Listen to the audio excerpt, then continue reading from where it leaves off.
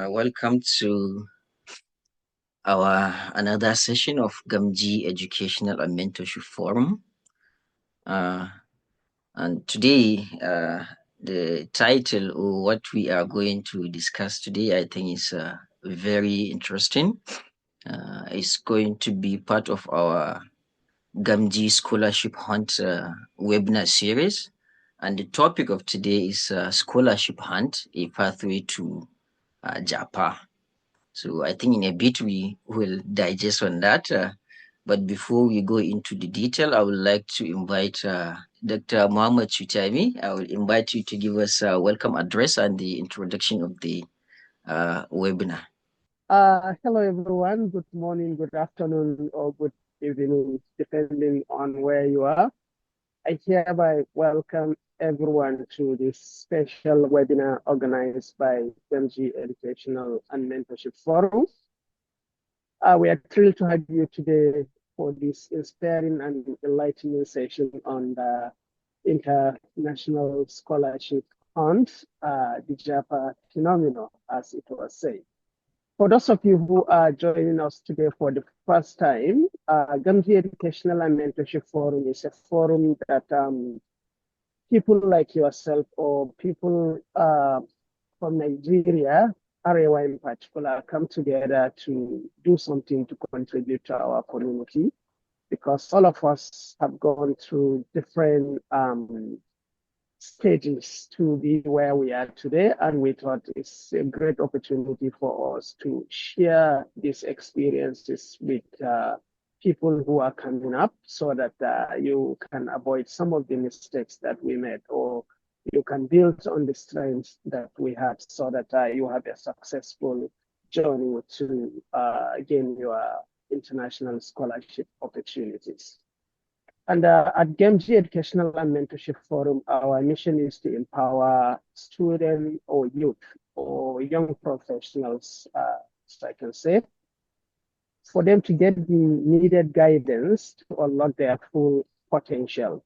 And today's event is a testimony of that mission, so that we bring together a panel of experienced and successful individuals who are all from Nigeria, like all of you that are attending today, to share their personal journey, not only about the scholarship that they obtain, but for them to share what it takes to be successful in that application, as well as the challenges that they have experienced and even the opportunities that lies ahead following their studies.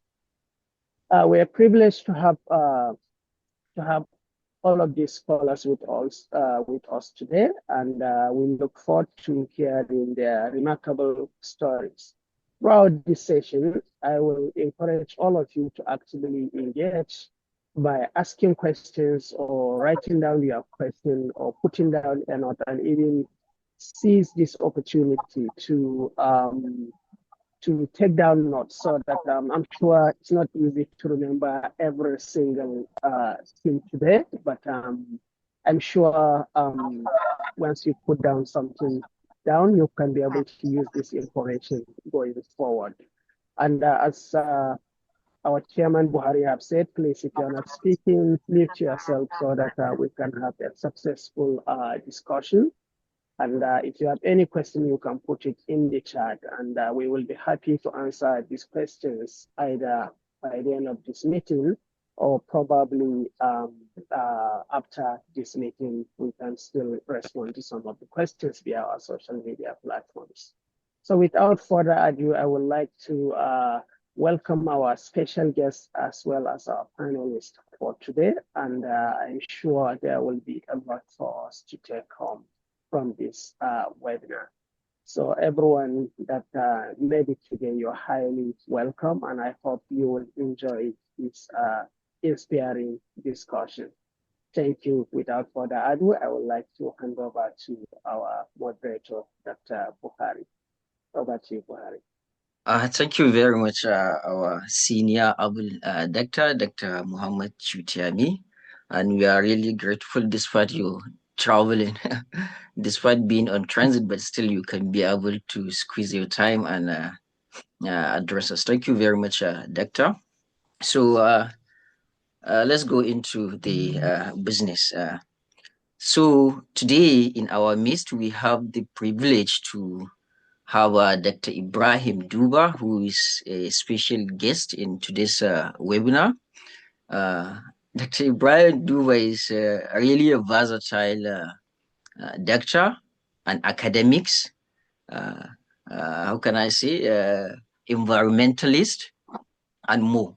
So in a bit, we will hear from his wealth of knowledge. But before I will have the privilege to introduce Dr. Ibrahim Duba, who is a CEO of 200 million trees, an initiative which is tackling Nigeria's deforestation, drought, and related climate challenges. Dr. Ibrahim is an IT expert. He holds 6 degrees in psychology, journalism, business management, business administration, and a PhD from the University of Technology Petronas in Malaysia. Additionally, he completed his Stanford University Advanced Cybersecurity Program. Dr. Ibrahim has worked across 5 sectors, such as agriculture, finance, journalism, education, and government, within both public and private entities. He's also notable. He played notable roles, include special advisor on ICT to the governor of Niger State, chief press secretary, director general, and central bank focal officer. He founded an initiative which is called Mentor, 10 software engineering to empower Nigerian users in technology.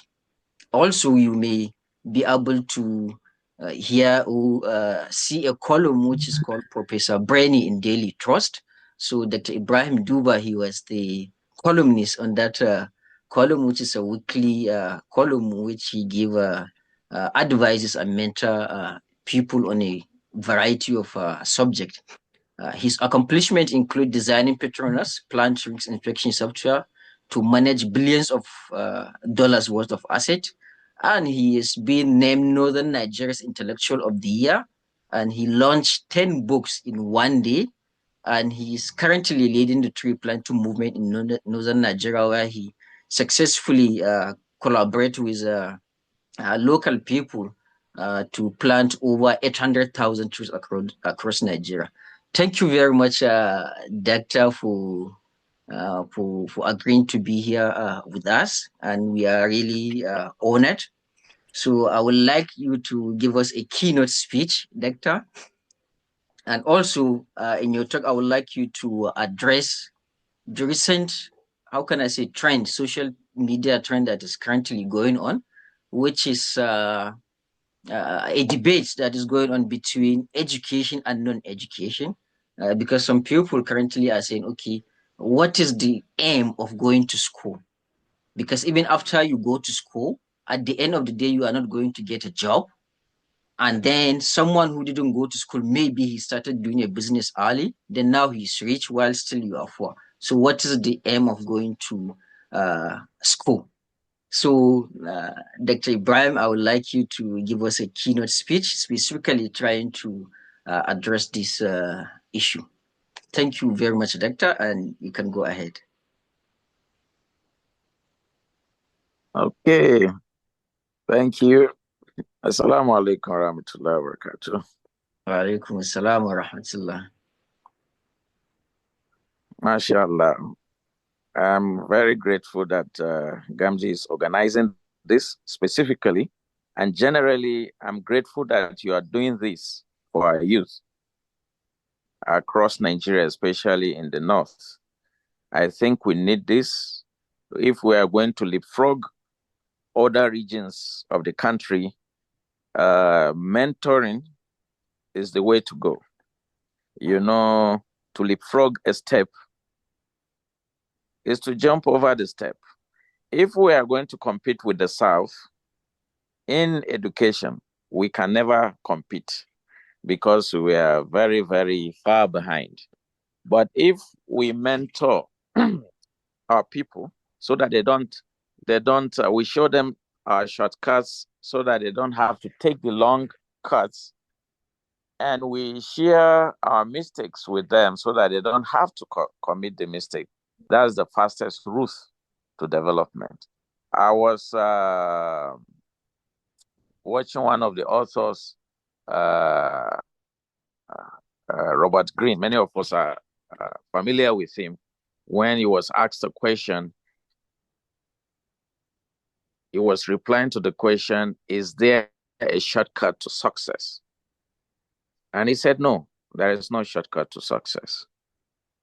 But he would make an exception that if you can get a mentor who has already accomplished what you want to accomplish, and you follow the mentor, then that is the exception that is going to make. So what Gamji is doing is a shortcut to success, especially for people who want to study abroad and who want to be professionals in different fields. So I want that acknowledged. And thank you for doing this. May Allah reward you with the best. I mean, now, to the question, is schooling the key to success, right? Yes. First of all, we have to ask ourselves, what is success, right? Right? That's true. People think having money is success, right? People think having a lot of money, you're successful. Indeed, the Ummah of the Prophet, this Ummah, what we have now, it's one of our trials, the trial of money, right? Other people in the ancient times have been tried with different things. Ours is money. So we define success as money. In the recent days, people have also associated influence with money, right? Okay. Now let me let me answer the question, because I think people who are saying that don't go to school, don't get a degree, to be charitable, I think it's a stupid argument. Because I've defined success in two ways now. I said one, money, right? The other one is influence. Okay, let me start with money. If you think a degree would not lead to success, it will not lead to acquiring money, I will tell you about a study that was done in the United States. And you can check out the study in the book titled Everyday Millionaire, right? By Chris Hogan. In America, we have 11 million millionaires. And Chris Hogan, the author, surveyed 10,000 of them. As researchers, we know that 10,000 people, not organisms for those doing life sciences, but people.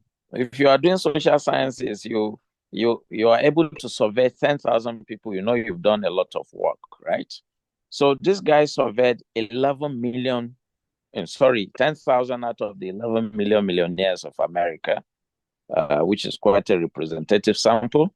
And he was surprised that 88% of them hold degrees, right? 88%. That is in America, where even if you don't go for a degree, you get a job. These people who have been exceptional have degrees, right? But people would tell us that Mark Zuckerberg, what's his name, Bill Gates, they don't have degrees and they are billionaires. So what? What about those who are poor and don't have degrees? For every Zuckerberg who is a billionaire and didn't finish school, there are millions of people who dropped out of school and they didn't make it. So you can't use outliers to make an argument. I've given you one statistic. 88% of American millionaires have degrees. 88%. I don't know the percentage in Nigeria. The second thing is that according to Pew Research, the people with degrees, the higher you go in education, not only degree, the higher you go in education, in fact, the higher the degree, the more money you make over your lifetime. In fact, those with degrees earn 74% more over a lifetime than those without degrees. So that is settled about money. Even in Nigeria, look around you. Who are those well off in Nigeria? In your family, who are better off in your family? Is it those without degrees or those with degrees? And I'm talking about averages now. I'm not talking about exceptions, right? Maybe we can make exception with places like Kano. What they do is business, so they've already mastered it, right? Now, the second definition of success, which is influence, I'm going to answer that now. If we can go back in history and tell about the most influential people in history, we will gladly do so, because it will settle the argument about which is more important, power, money, or knowledge. Fortunately for us, someone has already done that, right? Michael H. Hart has already done that. He's written a comprehensive book on who is the most influential person in history. And he has a hundred of them. Now I will highlight 10 of them, the top 10, right? And then after highlighting the top 10, I'll ask two questions. I would like the audience to help me with the questions. Number one, the most influential person in history is Prophet Muhammad sallallahu alaihi wasallam. Number two, Isaac Newton. Number three, Jesus Christ alayhi salatu wasalam. Number four, Buddha. Number five, Confucius. Right? Number six, somebody said she can't hear the voice. Can you hear me? Go ahead, Doctor. I think it's from her, from their end, and I think you have a few minutes, Doctor, to to finish. Okay, I'll finish now. okay. Number three, number six is Paul of Tarsus. Number seven is this Chinese inventor of paper. I think his name is Kaizun. Number eight is who is number eight? I can't remember number eight. But number nine is Christopher Columbus, and number 10. Okay, number 8 is this German guy, Johann Gutenberg. He invented the printing machine, right? Before, if you want to write a book, you want to copy a book, you have to copy it by hand, right? It will take you weeks, maybe months, maybe years to finish. But so when he invented the printing machine, you can do it in minutes, right? So because of that, it's influential. Number 9 is Christopher Columbus, and number 10 is this guy, this American Jew, theory of relativity. What's his name? The physicist, Albert Einstein. Einstein. So these are the 10 most influential people ever. Now, let me ask you a question. What unites these people? Certainly education. What unites? Education. Yes, all are people of knowledge. Either religious knowledge or technological knowledge. They are inventors like Kaizun and Christopher Columbus. Religious knowledge like Buddha, Confucius, although Confucius is philosophy, and Prophet Muhammad and sallallahu alaihi wasallam, and Jesus and Paul of Tarsus. These people came with religious knowledge, right? And now, the second thing that unites them is that they share the knowledge, either the knowledge of the religion or the knowledge of their scientific invention. So if you want to be influential, get knowledge. The knowledge can come from degree or from any knowledge, traditional knowledge, but it will make you successful. If you define success as influence, if you want money, get a degree or get knowledge. The people don't understand what a degree is. Degree is not a paper. Degree is a training in dedication to a subject, in the discipline, in commitment. You can't go to class anytime you like. You have to go to at a certain stage. That is why some people find it difficult to do distant learning, because you don't have a scheduled class. You can go at your own pace, and many people find it very difficult to graduate. Indeed, only 10% of people who do distance education completes their studies, according to Coursera. So this is the opening of my discussion today. Of course, if you want to have this education, you want to have this degree, you should Japa if you can.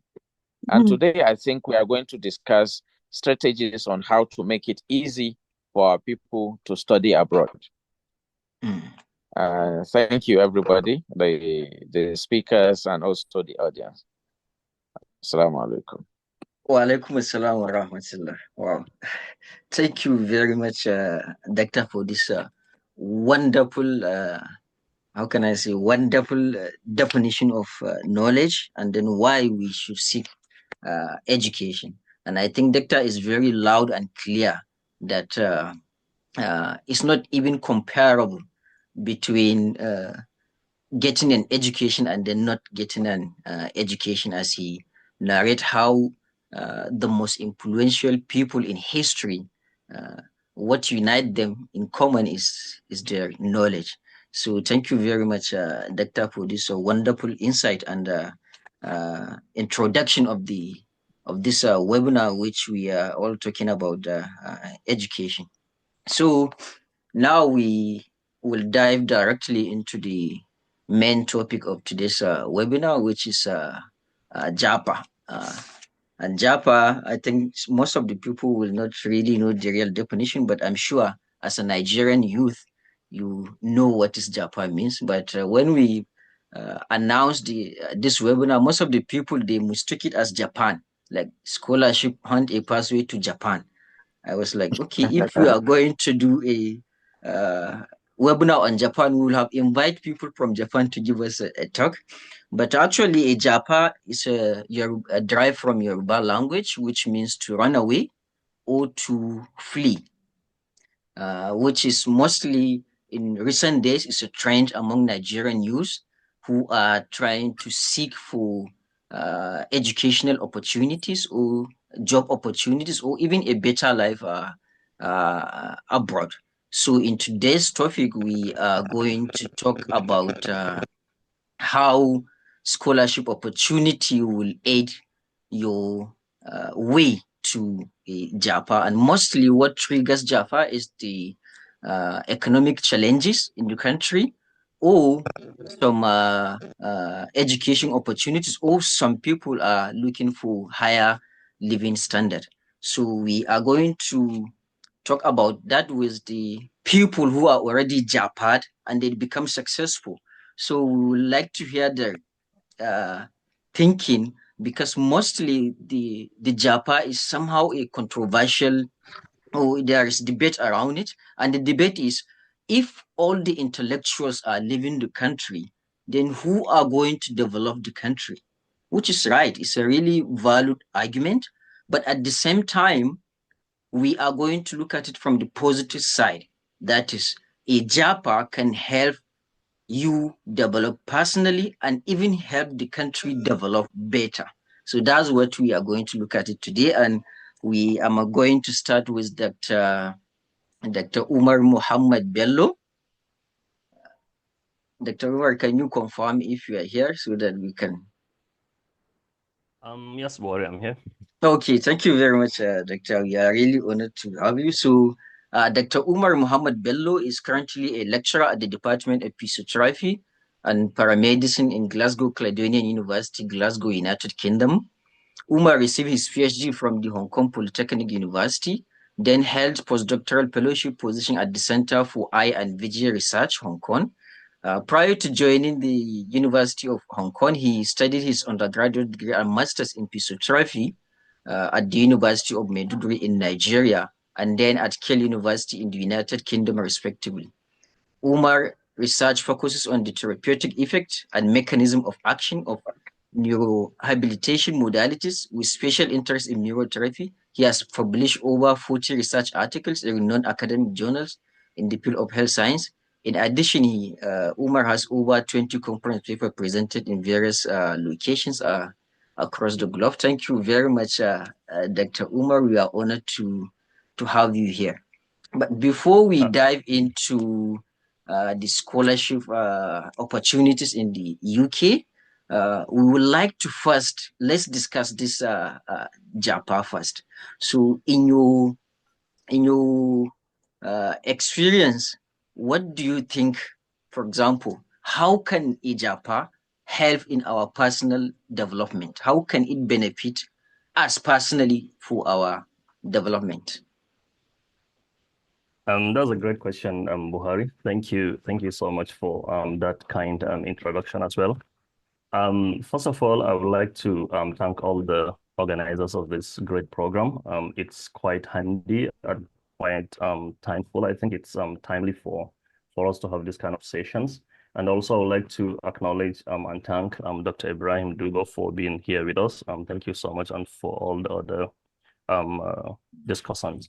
Bori, this is a very interesting question, and I think it has created lots of debates across social media.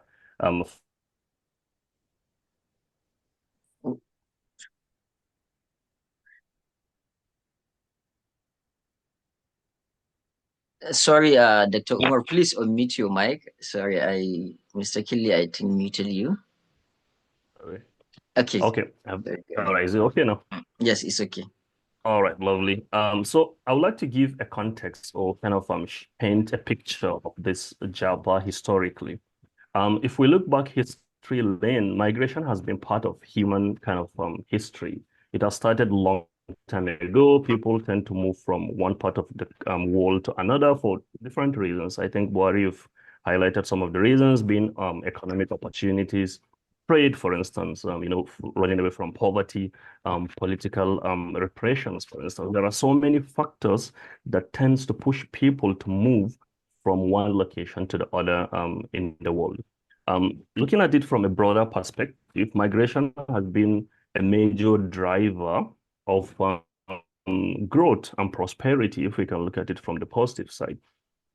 So if you ask me to talk about the individual level, there are lots of benefits that we can see from individual kind of perspective when it comes to migration. I'll talk a little bit about a few of them. Moving from like, for instance, a good example, Africa to the West, for instance, has shown, based on the research that we've seen, that it tends to help people to have better economic opportunities. You tend to have kind of better salaries, better job, better career development when you move to the other side. And that helps in a lot of ways to give back to the community that people are coming from. This could be in way of remittance, for instance, that we tend to see, which is now kind of a benefit in terms of the national level of migration. Apart from that, people tend to move for education. I mean, most of us left the country, moved to different parts of the world. I can talk from my own personal experience. I've moved to the UK for my MSc and then went to Hong Kong for my PhD, did my doctoral fellowship in postdoctoral fellowship in Hong Kong as well. So people move because of the opportunities that are out there, because of kind of the standard of education that is out there for people to kind of benefit from, develop themselves, and find a way to give back to the society. So I think it's a positive thing for people to move. But as you've mentioned, there are other kind of demerits all these movements, which I'm going to talk about on individual level. Apart from that, there are things like improvement in quality of life. When you move to the West, you have better services. And I think sometimes I look at it in this direction. Moving out, seeing what is happening in the other part of the world, if you are somebody that is rational, it will actually give you the chance to be able to start to think about what you can do at home. So it's not always that people tend to leave and they take their heart away from the country and don't get back to think about what is going back home. For me personally, I always think about what is going on back in Nigeria and the ways to be able to kind of provide better solutions to those problems within my little capacity. So having this kind of program, getting back, talking to people, providing advices on how to kind of improve their own education, their own economic kind of standard are things that we can simply do at individual level to help people back home to be able to get better future. So I think there are lots of benefits of the Japa syndrome or the escape syndrome. But another thing is also overall human development. People move out and then you have family members back home. Help people with education, help people with, sometimes even disease conditions, surgeries, you send back money for people to find these things done easily. So it's a good thing. But looking at the other side of it at individual level, you asked me to talk about that. I think there are things that we need to consider also. Whatever is having a good side definitely will have a bad side of it. One thing that is striking for me is actually when you move out, you tend to lose your own connections with family. You miss lots of events, lots of life episodes that are quite important that you actually need to be there. So that is a huge chunk of your own life, especially if you're moving out and staying for a very long time abroad. So at individual level, I think that's one of the major kind of setback for living away from the family. Although, thank God to social media, you have lots of avenues to speak to people through the phone. You can even see them through video channels and things like that. So this kind of minimize this impact at individual level, but still presence is presence. You need to be there. If you're within the people, you can visit, go for naming ceremonies, go for weddings and things like that. I've missed lots of weddings in my family that I need to be there. So these are some of the downside of being abroad. But overall, if we put the two sides together, I think the benefits outweigh the disadvantages that we tend to have when we look at Japa in itself. This is my, I think, personal opinion. Back to you, Buhari. Wow, that's wonderful. Thank you very much, Dr. Umar. I think you have already captured everything, and you shared or you give an insight how Japa can really help us develop on a personal level as well as to some degree to national level. And to some extent, I think, Doctor, also you are one of the example who can be personally developed. For example, especially if you look at your group, which I think I would like to talk with Dr. Dauda on that. I'm not sure if Dr. Dauda is here with us. Dr. Dauda Salu. Yes, Assalamu alaikum. Well, Bari, Dr. Bari, I am around. I'm okay, with okay, you. okay. I see. Okay, thank you very much, Doctor, for joining us. You already hear what Dr. Umar has said, but I will come to you in a bit. But I would like to let the audience know who is Dr. Dauda. Dr. Dauda currently is an assistant professor of psychiatry at mental health nursing at Jof University's College of Nursing in Sakaka, Saudi Arabia. Dr. Dauda's research mainly involves trauma-informed care, and he did his PhD in nursing also at Hong Kong Polytechnic University and Masters or Advanced Nursing at University of Bedfordshire, United Kingdom, and undergraduate in nursing from University of Maiduguri. He has published over 40 research articles in renowned academic journals in the field of health sciences. So, Doctor, thank you very much. We are honored to have you here. And the question I would like to ask you is, you already hear what Dr. Umar said, but personally, I will ask you, your group, for example, the people who study in Hong Kong, I always look at you guys and really example of a successful Japa.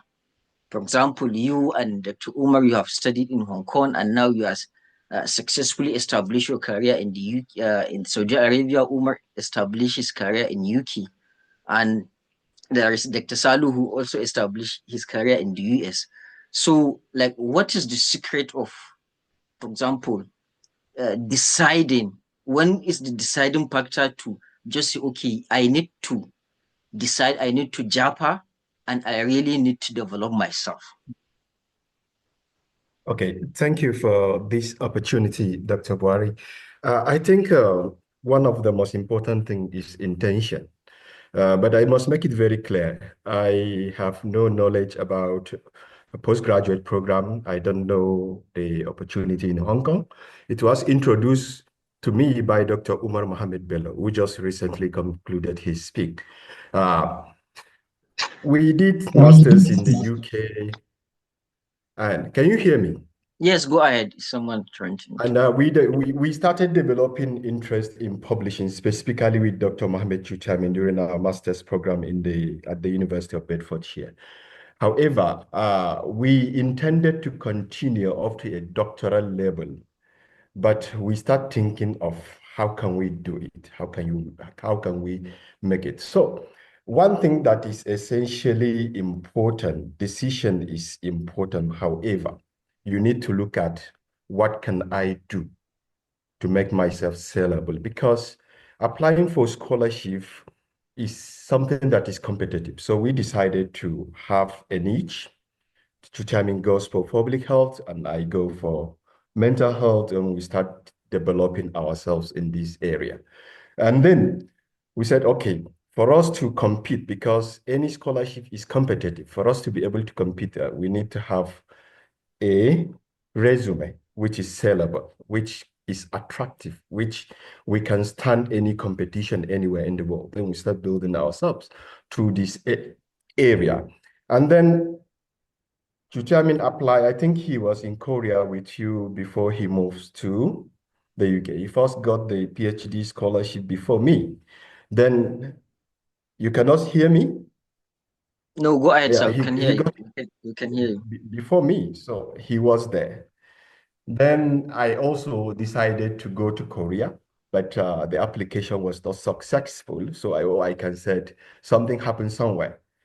So I decided to go to Hong Kong. I contacted Umar. Umar told me about the Hong Kong PhD scholarship. So I prefer myself. Those who are interested in going abroad, seeking for scholarship opportunity, there are a few things you should consider.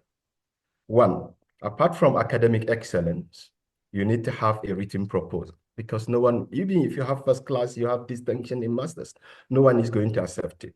Then think of an area.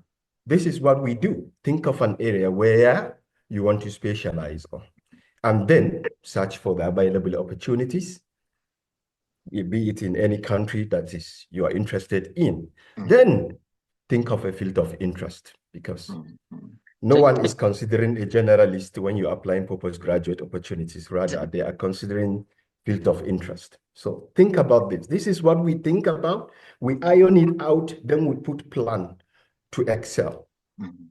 But on this note, Doctor, I would like to ask you. Yes. For example, the other debate is, oh, can I say the official name of the Japa, or the English, the literal meaning is brain drain. That is mean, if like intellectuals like you are leaving the country, it's like you are draining the brain of the country. For example, like you and your group, you have published multiple research papers, which are very significant papers, not even in the country that you study, but globally. So don't you think Nigeria need your contribution also, like your research contribution, especially that you guys were in health sector? What can you say about that?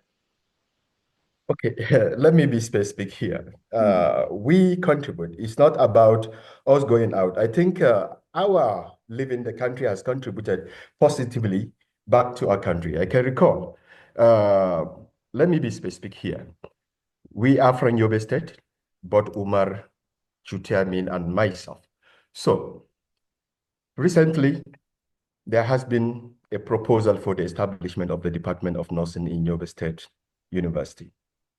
Do you know who developed the proposal? We would like to hear that, Doctor.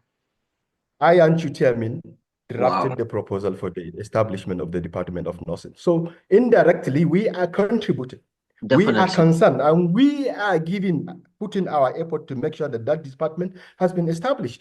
So it's not about leaving the country or brethren. We are indirectly contributing back home. So this is a way of giving back home. Again, Umar himself, he contributed in the establishment of the Department of Physiotherapy. Although physiotherapy is inexistent, he has contributed a lot. So you see, it's not something you come out and tell, but this is how we contributed positively, indirectly to our state. Oh, thank you very much, Doctor, for really pointing that out, which shows that, okay, yeah, even if you go out, it's not that you cannot contribute. Sometimes even you can even contribute better if you are outside than if you are inside. For example, for you now, probably maybe if you are in the country, you're trying to get the proposal, there may be some politics and there may be some, how can I say, hindrance from the inside. But now being you outside and you are expert and you prove yourself to the world, then definitely, even if there is politics, they don't have anything rather to accept because now you establish yourself as an expert. So you can contribute more to the state and to the country in general. Well, thank you very much, Doctor, for this wonderful insight, and we'll get back to you later. So our next discussant is Dr. Anis Raviu. I'm not sure if Dr. Anis join us. I'm here. Okay.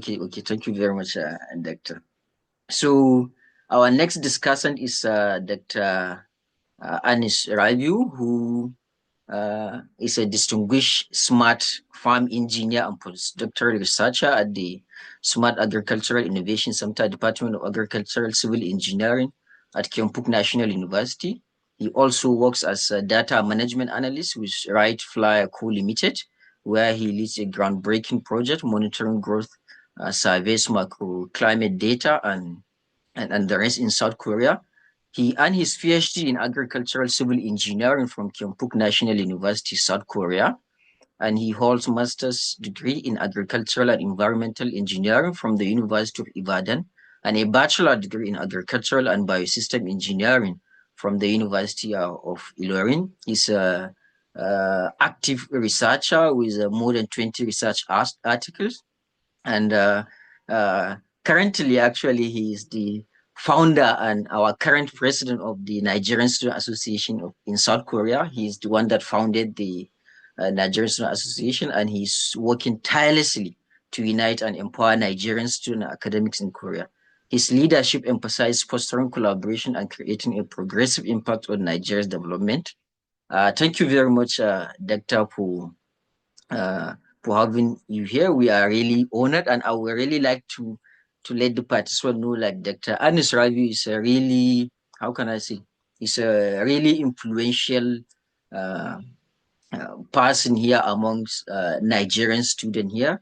His community, or the community that they established in the region in South Korea, I think are the most successful Nigerian community in South Korea, not even Nigerian, are the most successful African community in South Korea, because it started with one person, then they keep like getting Nigerian opportunity in the university, and now there are more than 80 Nigerian studying in his university, all established within the group. Thank you very much, Doctor and their president. So I would like to ask you about this Japa phenomena. The previous speaker have already talked how the Japa can help us develop personally as well as to some degree to the national development. I would like you to maybe emphasize more how we live in the country can really help Nigeria in a large for like national development. Yeah, thank you very much, Dr. Bari, for the introduction and also for putting up this program. For me to start, I would say, if you look at the whole of this program, I would say Japa has given us this opportunity to think about this program in entirely. So it's because of we all have this opportunity to travel out of Nigeria. So looking back home, and we all know all the challenges we are facing or we had faced while we are in Nigeria, and we also see young folks who are presently in Nigeria struggling with the status of academics in Nigeria. So this actually brought about this initiative of giving back to our immediate community. So I think the whole essence of Gamgee education is as a result of Japa phenomena. Like a kind of me personally, I don't really see it as Japa. I see it as a kind of migration for a better opportunity. So I think traveling or moving out of Nigeria has really helped the country in so many ways. For example, I will be a little bit more specific about national development. Firstly, if we look at 2022, the diaspora remittance recorded the highest in about a decade, which was about 20 million US dollars, which is basically higher than the foreign direct investment in Nigeria. So this was as a result of people moving out of Nigeria, looking for better opportunities outside Nigeria. For example, people travel for so many reasons, as it has been highlighted by the previous speakers. People go for better life, people go for better pays, people go for better work experience. So for so many reasons, people move outside Nigeria. But on the long run, everyone who is traveling out of Nigeria have one or two families back home, and in their normal common sense, they look at how do we give back to maybe to their immediate family, to their friends, personal development. People try as much as possible to send some money back home, which is in form of the diaspora remittance, which has been a little bit more huge for the country at large. Then I will a little bit more specific about some of my senior colleagues here in Queen's National University, which they facilitated a collaboration between Queen's National University and University of Ilorin. So the collaboration was as a result of moving from Nigeria into South Korea, because if they never migrated for a better education opportunity, they will never have that opportunity to secure a collaboration with Queen's National University and University of Ilorin. And look at the collaboration, lecturer and student from University of Ilorin can easily come to to Queen's National University for they used to do transfer program section, whereby mostly I think in Africa, few countries actually have this opportunity, but due to their effort over the years, Nigeria also have a space in this regard. So undergraduate students can come for exchange programs for about I think 2 semesters, which has never happened. Maybe I think some Nigerian universities have such opportunity in some other countries, but for Korea, I think is very rare. So these are a kind of opportunity whereby people moving out of Nigeria looking for better opportunity outside, we're actually bringing back home. Also, I think within our community in Daegu, we usually do some global opportunity program, which has actually helped a lot of Nigerians to actually know the basic things required for them to seek for better opportunities. So I feel this is a kind of a medium whereby we try to give back to the young folks in Nigeria, and also we give them a kind of a shortcut to success, like earlier said by the guest speaker. So it's more or less like they know the requirements required for scholarship opportunity. For example, here in Daegu, I'll be a little more particular. One of the major reasons why we are able to build a larger community in Queen's National University was as a result of people who had come earlier. They were able to build up a strong relationship, and also we also leverage on their integrity. And many of them who had come earlier, they work so hard, tirelessly. So their integrity, their influences within the department, faculties, and within the university were one of those things that we actually leverage on to actually seek for opportunities to actually bring in more Nigerians into the university. So I think moving from Nigeria into developed world will actually give us more opportunities in various ways in terms of national development, in terms of diaspora remittance, facilitating of collaboration with our local universities, helping our younger ones back home by giving them some form of opportunities. Sometimes when opportunity shows in South Korea, we just send it back to guys in Nigeria. And also, okay, I talk about inter-university collaboration. I talk about diaspora remittance. So I think moving outside Nigeria as a whole, we sincerely give enormous opportunities to us as an individual, to the country at large, and also to young folks who are also striving to get a better life for themselves. So I think I will. Thank you very much, Dr. Anis Ravi, for this an insight.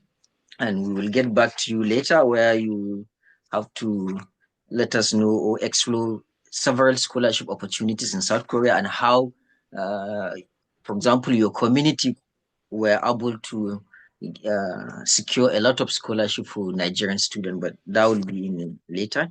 So I think we are going to round up this session, but before that, I will quickly go to Zainab Umar. Are you here? Yes, I am.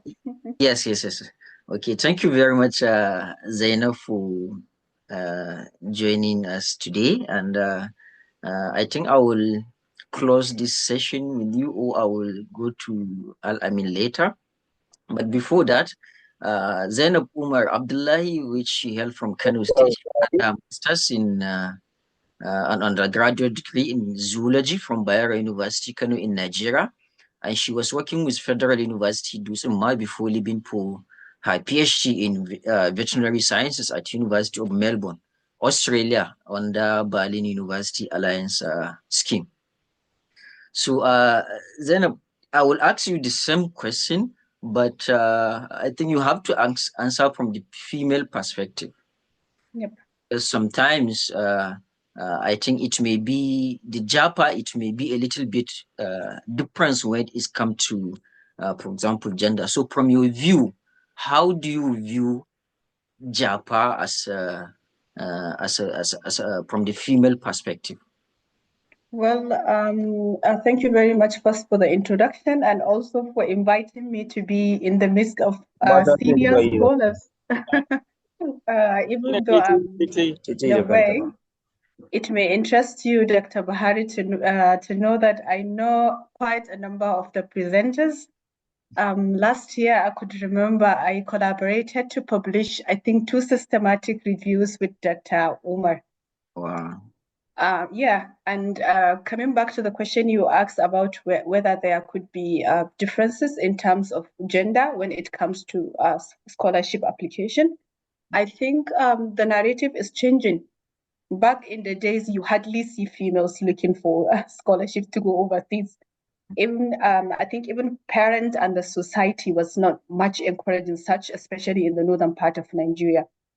But if you look at the way things are these days, especially with incoming schemes like state-based scholarships, like that of the Kano State and other states within Nigeria, the narration is changing. Many people, many females are applying for scholarships. And even the last webinar we had, there were quite a number of female representatives. I think we were the majority, if I could remember. It was an all-female, actually. Yeah, so I think it all depends on what you think and how you take it, what perspective you take it down to. But as many people are aware, I come from a family that's very supportive, and I could say academia inclined. Most of us in my family are in the academia, including myself, as you introduced. So we are not much challenged with a female applying for opportunities. It's considered that as much as a man can apply for an opportunity, a lady in my family could. And I think that depends also on the trust your family and the society has on you as well.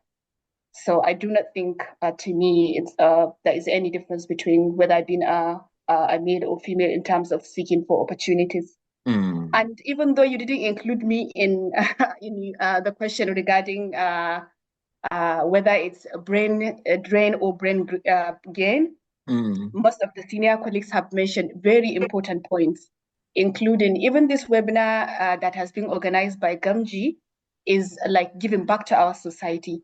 I remember when I was seeking for opportunities, one time I wrote to Gamji Educational Forum. I don't think I have discussed this with you before, Bahari, but one time I wrote an email to them. One thing about Gamji Forum is so long you are making effort, the Gamji will do their best to connect you with the best hand to get the support you need. So one time I wrote to them and told them that I have already written a statement of purpose. And please, I would like somebody to go, at least a person or two, to go through the SOP to provide me with feedback. I want to tell you that if I could remember, I was connected with somebody within 24 hours. They said, okay, you've already written it, and someone had a look at it, but we would connect you with, his name is Umar, and I'm still in touch with him. Not even that, I think I was connected with 2 or 3 people to support me to continue to seek for opportunities. So there are many ways to give back to the societies. Another instance I will mention to you is in July, I was in Nigeria for a holiday. And I was really looking for scouting around for somebody who could put me through population genetics. I already had the data. I did DNA extraction and PCR, targeting 16S and COX-1. And I was really scouting around between BUK and many other research centers to get somebody that would put me through analyzing the sequences I received from Korea. But to tell you this, I couldn't get until I returned to Australia. Only to communicate to Bahari, who is the moderator at day one time, that, oh, Bahari, I think I have challenge with this analysis. And he was like, oh, Zainab, that's really simple. Let me invite you for a Zoom session and put you through this. So Bahari is not in Nigeria. I was in Nigeria before and now in Australia pursuing my PhD. And look at the way he's giving back to the society by putting me through something that was very difficult for me to be able to do. But in just a few hours, he was able to put me through, and the collaboration begins. So there is so much to give back to your society, even when you Japa. You may decide to come back to Nigeria or do your best where you are to give back to your society. I think that's what I can say, given that the senior scholars have said so much about how you can give back and the rest of it. Thank you very much, Zainab. That's a very wonderful insight, and citing an example how, like, even if you are not in Nigeria, you can still give back to the community. Yeah. I'm sure in a capacity that even if you are in the country, you cannot do what you can do if you are inside. Indeed. So thank you very much, Zainab. So I would like to close this session and we'll move to the next one. But before that, I think I will invite Al Amin Habib. You will be the last to talk on this session. Sorry, Dr. Nuruddin, you will talk on the next one. But Dr. Al Amin, no, not Dr. Al Amin Habib, Mr. Al Amin Habib. Are you here with us? Thank you very much, Mr. Wari. So I wouldn't dwell much. Yeah, no, sorry. Wait a minute. I have to have the privilege to introduce you first. So first, Al Amin Habib, he hold a first degree in geology at University of Maiduguri. He he had worked prior in Julius Berger Nigerian PLC before he proceeded to work in Nigerian Upstream Petroleum Regulatory Commission, which was formerly known as DPR. He did his master's in engineering at Seoul National University on technology management, economics, and policy. A member with several professional bodies with both local and international, but now he's back to Nigeria and continue his working. So that's where I'm going to ask you, Al Amin, you Japa and then you Japa back, if I can say that. So why, after, for example, you came to Korea and you did your master's study and then you went back and then continue with your former work? Or maybe the Japa is on different level. It depends on what kind of level you are in Nigeria, especially looking at you that you are working at DPR. So I think it depends on the level. So is it, how is it? Maybe you can highlight more. Yeah, thank you very much. So most times you see bilateral scholarships being advertised by the Ministry of Education. So same way you have those, you also have other scholarships that are meant specifically for intergovernmental exchanges. And those governmental exchange scholarships are particularly aimed at government officials who, with reference to knowledge addition and then governmental collaboration in various areas. So mine was specifically in that direction. So yes, it is a Japa and Japada, and Japa is just a word which was coined recently, and well, the interesting fact about it is that the word blew out of proportion due to social media frenzy, and it kind of is expected because at a point in time, the increase in the number of social media users increased generally due to the advancement in 4G and 5G, and then the coverage areas of these network providers. So if you want to Japa, or if you want to go for a scholarship, you have to have your own mindset as to what to do. Yes, there are, of course, even if you are going for a governmental scholarship and you might be thinking about not coming back, you should have it at the back of your mind that you have procedures as regards that. And most times you have what they call bonds, which you would sign before you go. So in case you end up changing your mind and not coming back, you have to keep to the terms of that bond, which may be different for every organization. But from my own experience, I don't think I've seen much of that being happening because most people who go for scholarship exchanges in that category are eager to come back and contribute their quota back to the country. So if you look at it in my own situation, I was specifically there for a certain reason, and I gained that knowledge, and I came back, and I would have to say it's quite eye-opening because if I were to have gone for that same course within Nigeria, I may not have that level of broader perspective in regards to how certain researches we do here can be upscaled or can be taken in other perspectives and utilized in dealing with certain peculiarities of the governmental system and bringing out policies which would eventually help out.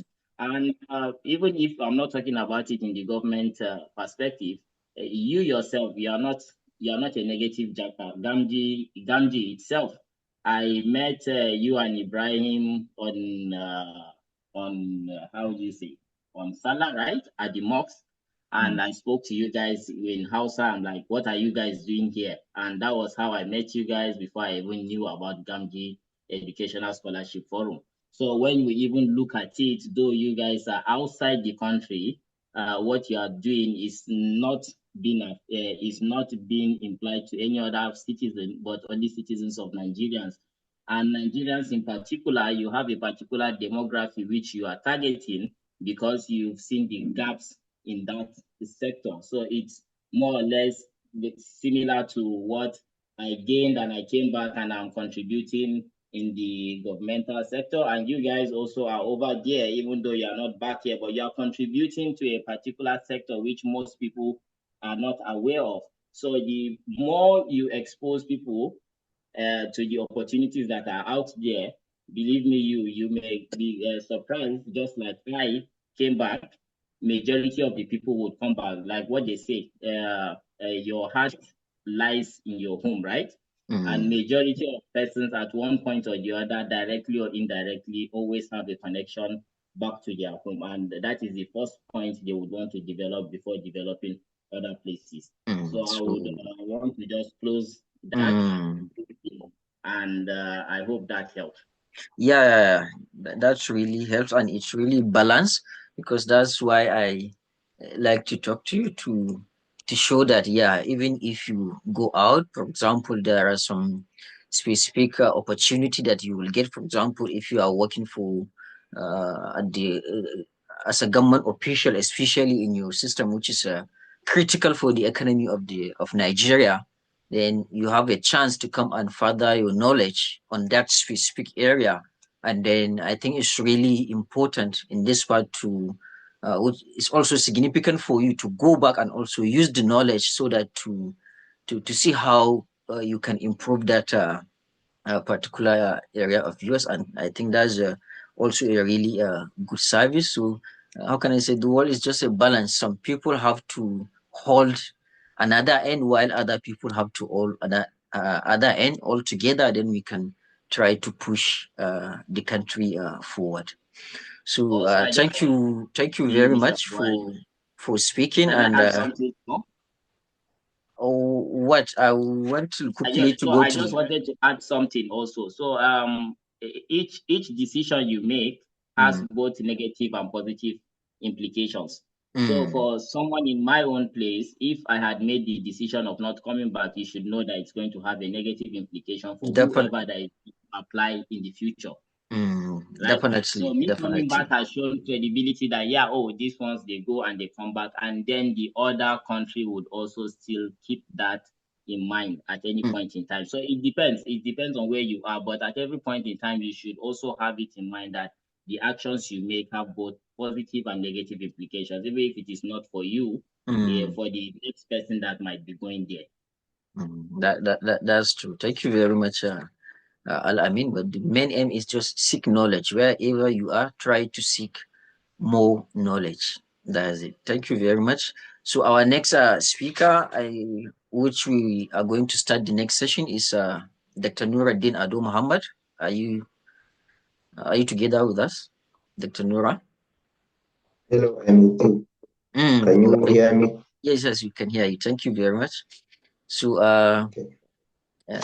Dr. Nura hail from Kano State, Nigeria. He studied computer engineering at Bayero University, Kano, and Masters in Electronic and Communication Engineering from Jodhpur National University, India. Before embarking on his PhD journey, Dr. Nura was a lecturer at the Department of Computer Science and Mathematics at Nigeria Police Academy, Wudil. He recently obtained his PhD in Smart System and Networks at the University of Poitiers, France. Thank you, Dr. Nura. We are honored to have you here. And with you, I think we are going to start the next session, which is the scholarship opportunities and across the globe, in which you are going to highlight or give us some overview of major scholarship opportunity in France, and then how student can be able to access those kind of scholarship. And maybe in your talk, because you don't have much time, since you didn't have the opportunity to talk about Japa, if you have anything to chip in, you can do that. But I would like you to give us or highlight us the various scholarship opportunity in France and how students from Nigeria can be able to access it. Okay, thank you very much, Buhari, for introducing me, and I would like to thank the organizers and all the participants, the audience, for making this insightful program a successful one. And before I just dive into the topic of discussion from my side, I would like to say this issue of Japa, I can say it in one word, and I can say it is just something that has been going since the beginning of the universe. So people are always moving around. Well, this Japa does not mean somebody will just go to somewhere and just live there for the rest of his life without communicating or contributing back to his society. So as I can see everywhere you move around the world, you will see people from different parts of the world, and they are always connected back to their origin, and they are contributing. Take example of, let's say, China. China are growing much, much faster in terms of technology now. But if you look at it, where is the origin of technology? Technology comes from the West. You can say from the European countries and America. But look at China now. So if you look at it, it is a bidirectional statement. This Japa is always bidirectional.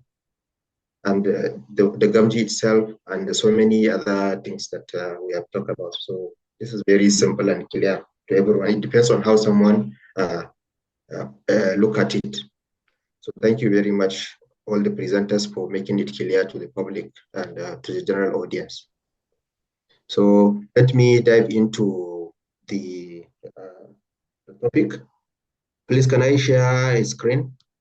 Yes, you can go ahead. Okay.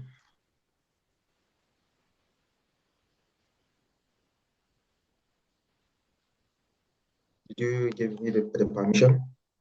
Yes, I allow. I think you can. Okay, share. Okay, let's share this one. Okay, let us make it in a form of presentation, Okay. so that we can go along with it. So from my side as a scholar in France, I would like to say this Japa that people are thinking of going outside or hunting a scholarship. I can say all my Japa originated from Nigeria. My first, second degree, which is master's degree, originated from the Kano State government, and also my PhD originated from Nigeria, which is from federal government scholarship. So right now, I have the opportunity to find myself in France and also to try to find the knowledge about how scholarship and opportunities are obtained in France. So let's begin with this, the scholarship for foreign students in France. As we can see, we have links, which is the Campus France, bursaries, that is for foreign students, that is scholarships opportunities. We have a link. And the second one, we have the pastel diplomatie.government, which is Etude in France. So how to search for studies in France. So let's say, what are the types of scholarships? So in France, there are public institutions and the Erasmus programs that offer scholarship for foreign students to study in France and even in Europe.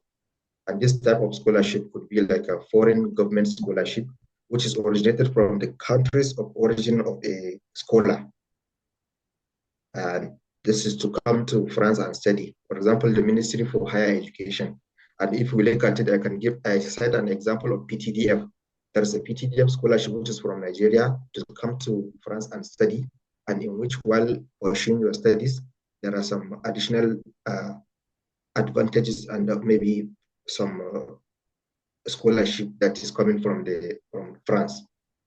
And we can see there are TED fund, in which some scholars from Nigerian universities are moving to France to study. And we can see there are bilateral scholarship. As example, there was a scholarship, and there was a bilateral scholarship between the Kano State government and the French government, in which some of the scholars from Kano State were coming to study in France. So these are type of scholarship. And we have the local authority scholarship, which is a regional council and other local authorities that offer scholarship in France. And for more information about this scholarship, someone can contact the council or the region for the studies. So let's move to the next one. So how to find this scholarship? There are so many tools that someone has to follow in order to find out how this scholarship are being offered. So it could be regional authorities, companies, foundations, institute of higher education, in which some laboratories do give scholarships, some international organizations, some companies to give scholarship for you to come and study, which is part of the studies or part of their project. I could remember there was a Chinese guy that was given a scholarship by a company to come to the university and study for that particular company, in which he studied for 2 years in the university and moved back to the company and completed the studies in the company. So we can see this is another type of scholarship. So it's just to filter, to search the scholarship and get the correspondence. So we can have the foreign ministry scholarship, and you see the French foreign ministry award many scholarships to foreign students, in which 25% of this scholarship are financed by the ministry, the framework, in form of master's and doctoral studies, and at some point, postdoctoral studies.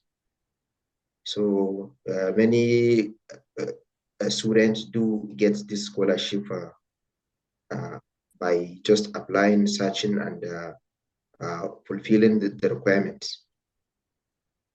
And what are these scholarships? We have the merit scholarship. There's a France Excellence Europa Scholarship Program, and there's also France FL Scholarship Program. Each and every one can be expanded and find out how it is. So through the links, somebody can dive into this scholarship and find which one corresponds to his area of research, and then connect to the scholars, as for example, Gamji mentorship for proper guidance and what have you. So as we can see, there are also the Ministry of Higher Education scholarship, in which the French Ministry of Higher Education and Research award such scholarship to foreign students based on societal criteria. So as we can see, the student the eligibility is given by the ministry, and also there are also public research, which is split between institution of higher education and public organization. And for example, we have the CNRS, the Center, National Center for Scientific Research. So they do give scholarship. Many of our scholars that came to study master, after finishing their masters, they were able to get this scholarship of CNRS. I know many scholars, and they are, all of them are still giving back to their society, to the country, to their institutions, and the Nigeria in general, or I can say their countries of origin in general. And there's IRD, the Institute for Research and Development. We have the Environmental and Energy Control Agency and the French Research Institute for Exploitation of Partnership with Regions. So these are all types of scholarship opportunities, and in which I can say this opportunity that I got coming down to France to study unveil this knowledge for me to understand how things are going. And we have so many other scholars that can share more about this. We have them, and we can see there are some scholarship for regional authorities, in which the French region and town allocate scholarship to students enrolled in the program in their region. So, which is awarded to doctoral and postdoctoral grants, Institute of Higher Education and Research, and this scholarship may also be allocated to foreign students of exchange between agreement with the foreign institutions. There are institutions that I could remember. One of the professors in my university, in my laboratory, once talked to me about is there any possibility of collaborating between our laboratory here in France and one of the laboratory in Nigeria? He threw this question to us. Because for them, there are a lot of opportunities in which maybe we lack some facilities in Nigeria, and they have them here, and they know international students are always good in doing research. So if they collaborate, it will, of course, help both the laboratory in France and the laboratories in Nigeria. As earlier presented by our former speaker, Dr. Zainab, about research. So these are the things, and from what I observed in my laboratory, all the professors does not come from France. I know a professor from Tunisia, a professor from Romania, a professor from Morocco, and even the researchers, the students that we are doing research, some of us are from, one is from Syria, myself and my colleague from Nigeria, someone from Morocco, someone from, from different parts of the world. People are coming to collaborate, and in which whenever we are having a group discussion, we do understand each other, we share more ideas and more highlights about so many things.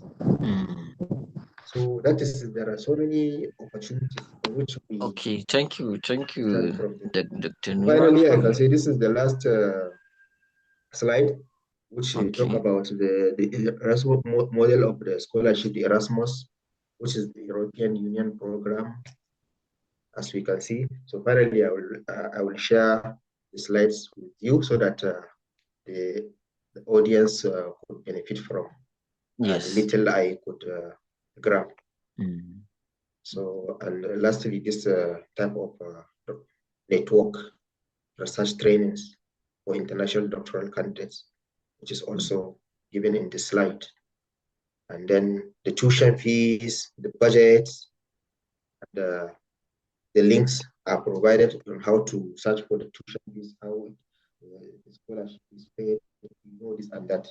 So, and finally, I would like to say it is a very good opportunity to explore and to try to search for the opportunities for the scholarships. Thank you very much. Thank you very much, Doctor, for highlighting this important scholarship in France. And I'm sure later, if you need the presentation, you can send your request to Gamji email address, and then we will send you the doctor's presentation. Thank you very much. So since we are in Europe, I think I will directly go to Dr. Umar Muhammad Bello. So, yeah, Doctor, I would like you to quickly highlight some of the scholarship opportunities in the UK, and then at the same time, but I would like you to emphasize more on, for example, giving some tips for students trying to apply for scholarship, some key tips to be successful in their application, and also you can highlight some of the post scholarship opportunity, for example, how you can establish your career after you finish your scholarship, how you can establish the career, some key insight and some tips. All right. Thank you so much, Buhari. This is a very important topic that is very dear to my heart, especially because for me, for my MSc, I actually got the scholarship from my state government back in Nigeria, Yobe State. But for my PhD, I got a fully funded scholarship in Hong Kong together with Dauda and, as you've mentioned, Salihu. So it's a very important thing for us to be able to give back and talk about all these things and create channel for people to be able to access the scholarships.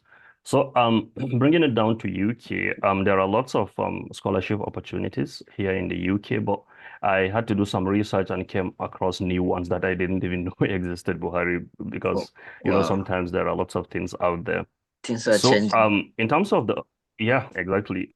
So in terms of things that I've come across, I think the major ones that are kind of generic in nature include things like Chevening scholarship, and also, which is quite common, I think, and also we have another scholarship called the Commonwealth Scholarship. So these are the two broad ones that I've actually come across. And if time permits, I'm going to go through some of the steps, because at times we tend to miss the deadlines and things like that. So we tend to start applying late. So I'll just do justice to Chevening, and then we can apply this concept to other forms of scholarship that we have. And before that, for the audience, in the chat box, I don't know if it's okay for me to post something there, Buhari. Yes, it's okay. You can go ahead, Doctor. Okay. All right. So I'm going to post some links in the chat box so that the audience can have access to them.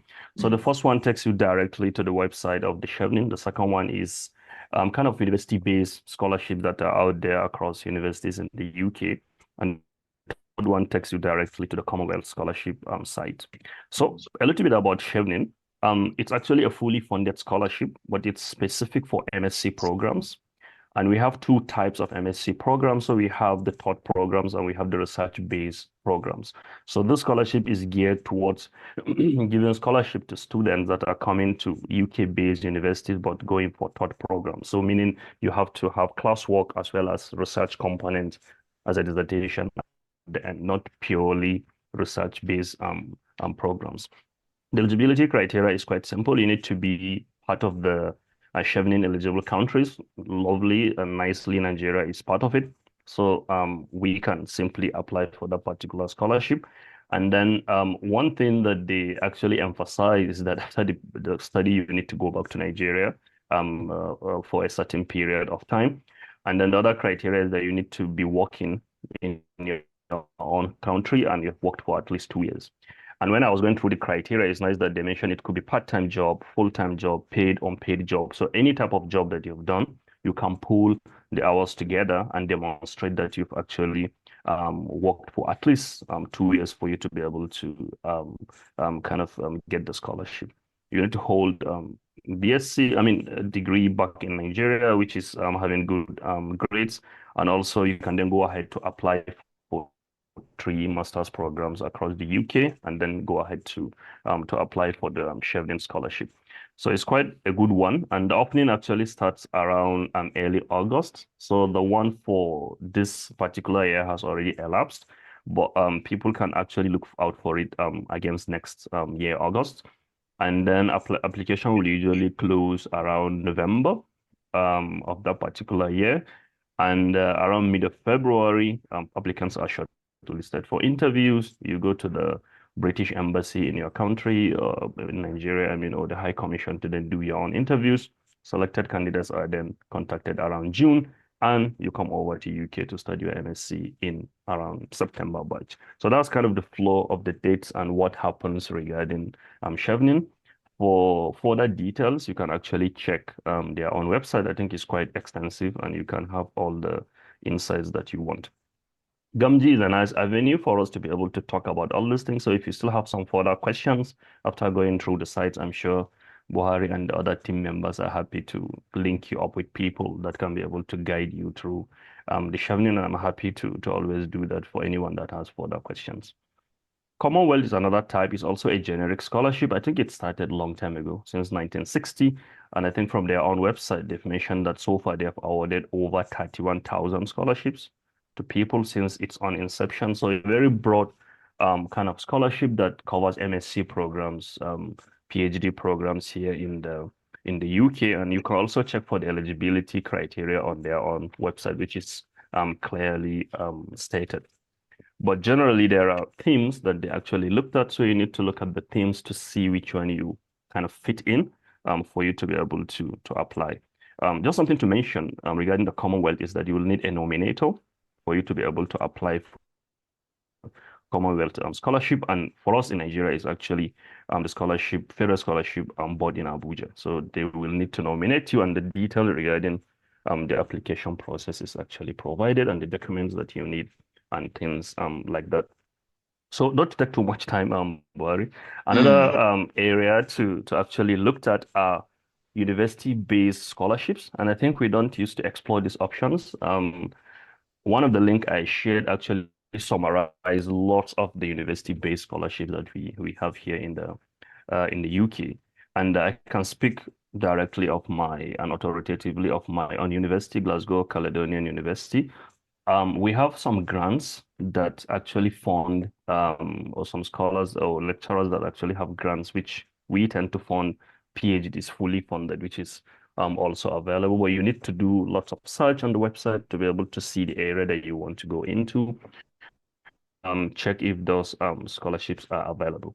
Apart from that, if you are planning to come to study in my university, for instance, fully funded, self-sponsor, you can be able to get lots of scholarship. For MSc, lots of my students are actually benefiting from the scholarship. So you tend to get around £3,000 discount.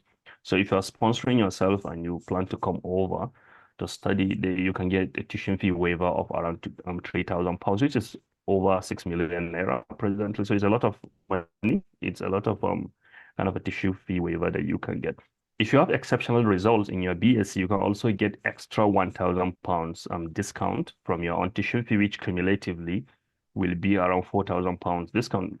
As I said earlier, is around 8 million naira that you can get in tuition fee waiver. So at least for my university, we do this, and you can be able to come over and get these discounts. You can be able to claim that. For PhD also, we have some discounts, which is I think around £40,000 annually. So you can also come in as a self-sponsor and be able to enjoy these packages that we tend to have. But if you look at that link that I've actually shared, looking at different kind of university-based scholarships, there are lots of scholarships that we can actually tap into, that we can actually utilize to be able to come over to the UK and actually study. So I will recommend anyone willing to come over to be able to take some time and look at that site and be able to go in and check. So you've asked me to talk about the ways by which people can be able to get the scholarship, the tips that they can be able to rely on to come over. So I think I will use myself as an example to be able to make sense of what I'll be saying. When I finished my MSc and I was about to go for my PhD, I haven't had any clue of where I was going to. It's not like I know about Hong Kong, nothing. I have never had anyone that went to Hong Kong or maybe speak to anyone that have gone to Hong Kong for his PhD, but I kept searching online. So the first thing I think is to be kind of active in your own search. Gamji is a platform for us to kind of expose people to things in terms of where to search, where to look at. But we have this computer in our hands. This mobile that we have is a game changer. It's actually we are in the fifth revolution. So you have a lot of access to information. You can be able to go online and check for lots of scholarships. So for me, I actually was searching through the net regularly for PhD scholarships. I didn't know where I was going to. It's not like I have adequate information regarding that, but I kept doing that. And one day, I got a popped up message through my Facebook, through the data mining. They tend to send you things that you keep searching online. And I just saw the PhD, Hong Kong PhD fellowship scheme popped up. And I just checked it. I went through the scheme. I saw the money. I saw the details. I was surprised. I thought this was even a scam. And I checked, did my search, did my homework. It was at night. And I looked for the university, sent an email that night to the head of the department. And I just slept. In the morning when I woke up, I just saw a reply that, okay, I've linked you with the supervisor. Go ahead and build your proposal and apply for the scholarship. And that was what happened. Interesting. I was not directed by anyone. I applied. Surprisingly, we did some work. We had a Zoom meeting with my supervisor, who happens to be an Indian. So just to say that for us to understand that the Japa people move around. He's Hong Kong, but he's an Indian. The head of department is a Chinese. So lots of people from different parts of the world. I applied and I was lucky. I got the scholarship and I tried my best to get somebody that has been to Hong Kong to speak with them. Is this a place that is existing in the world? I couldn't get anyone, Buhari. So I just booked my ticket and traveled.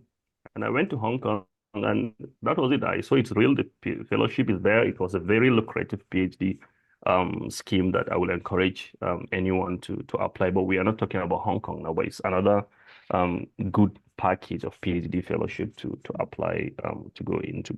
So that was the history. So first of all, you need to be pragmatic. You need to be active when it comes to your own applications.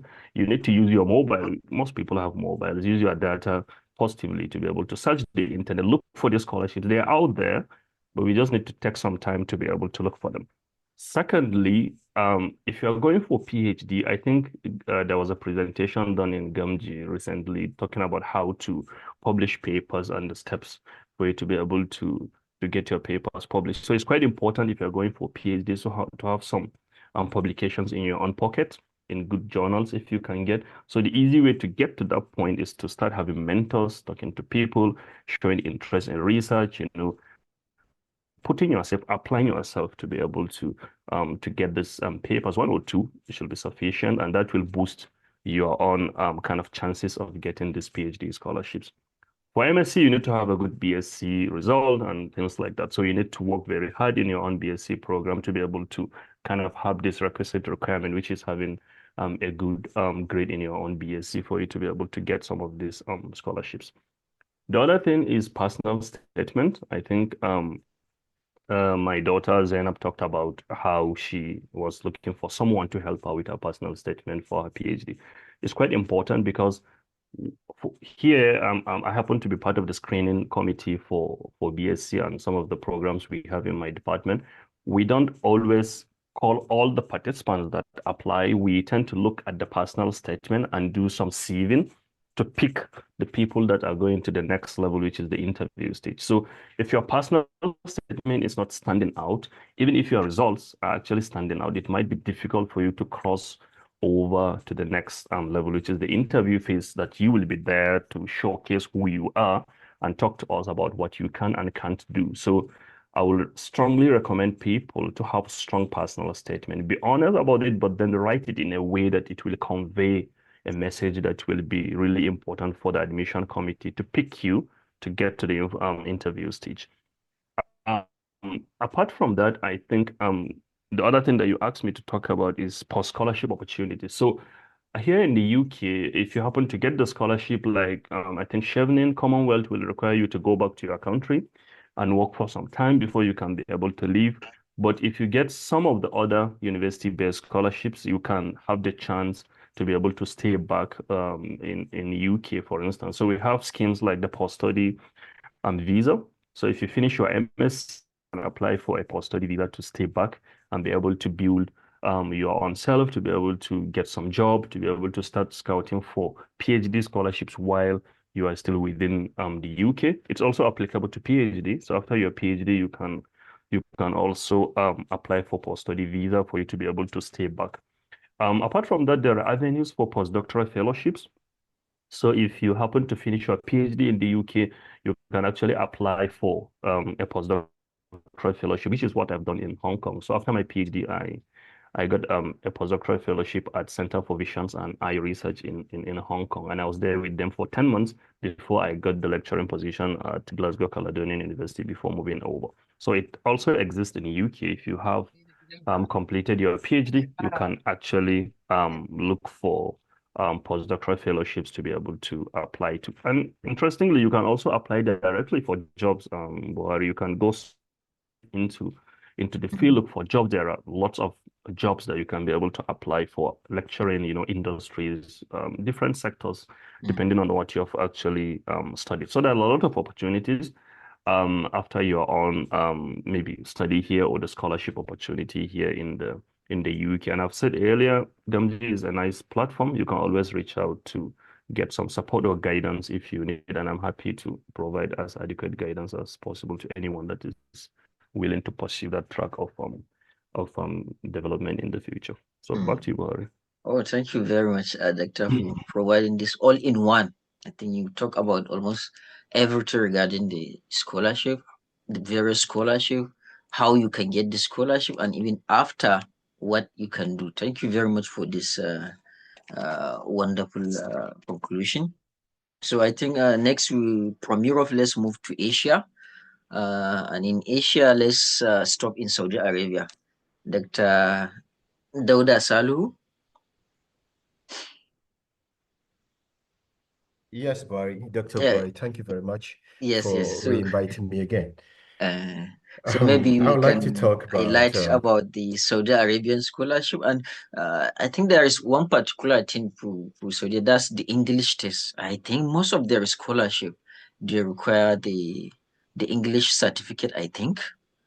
So maybe you can it's highlight an more on the criteria and is the various scholarship there. oh okay. I think let me start before I delve into the issue.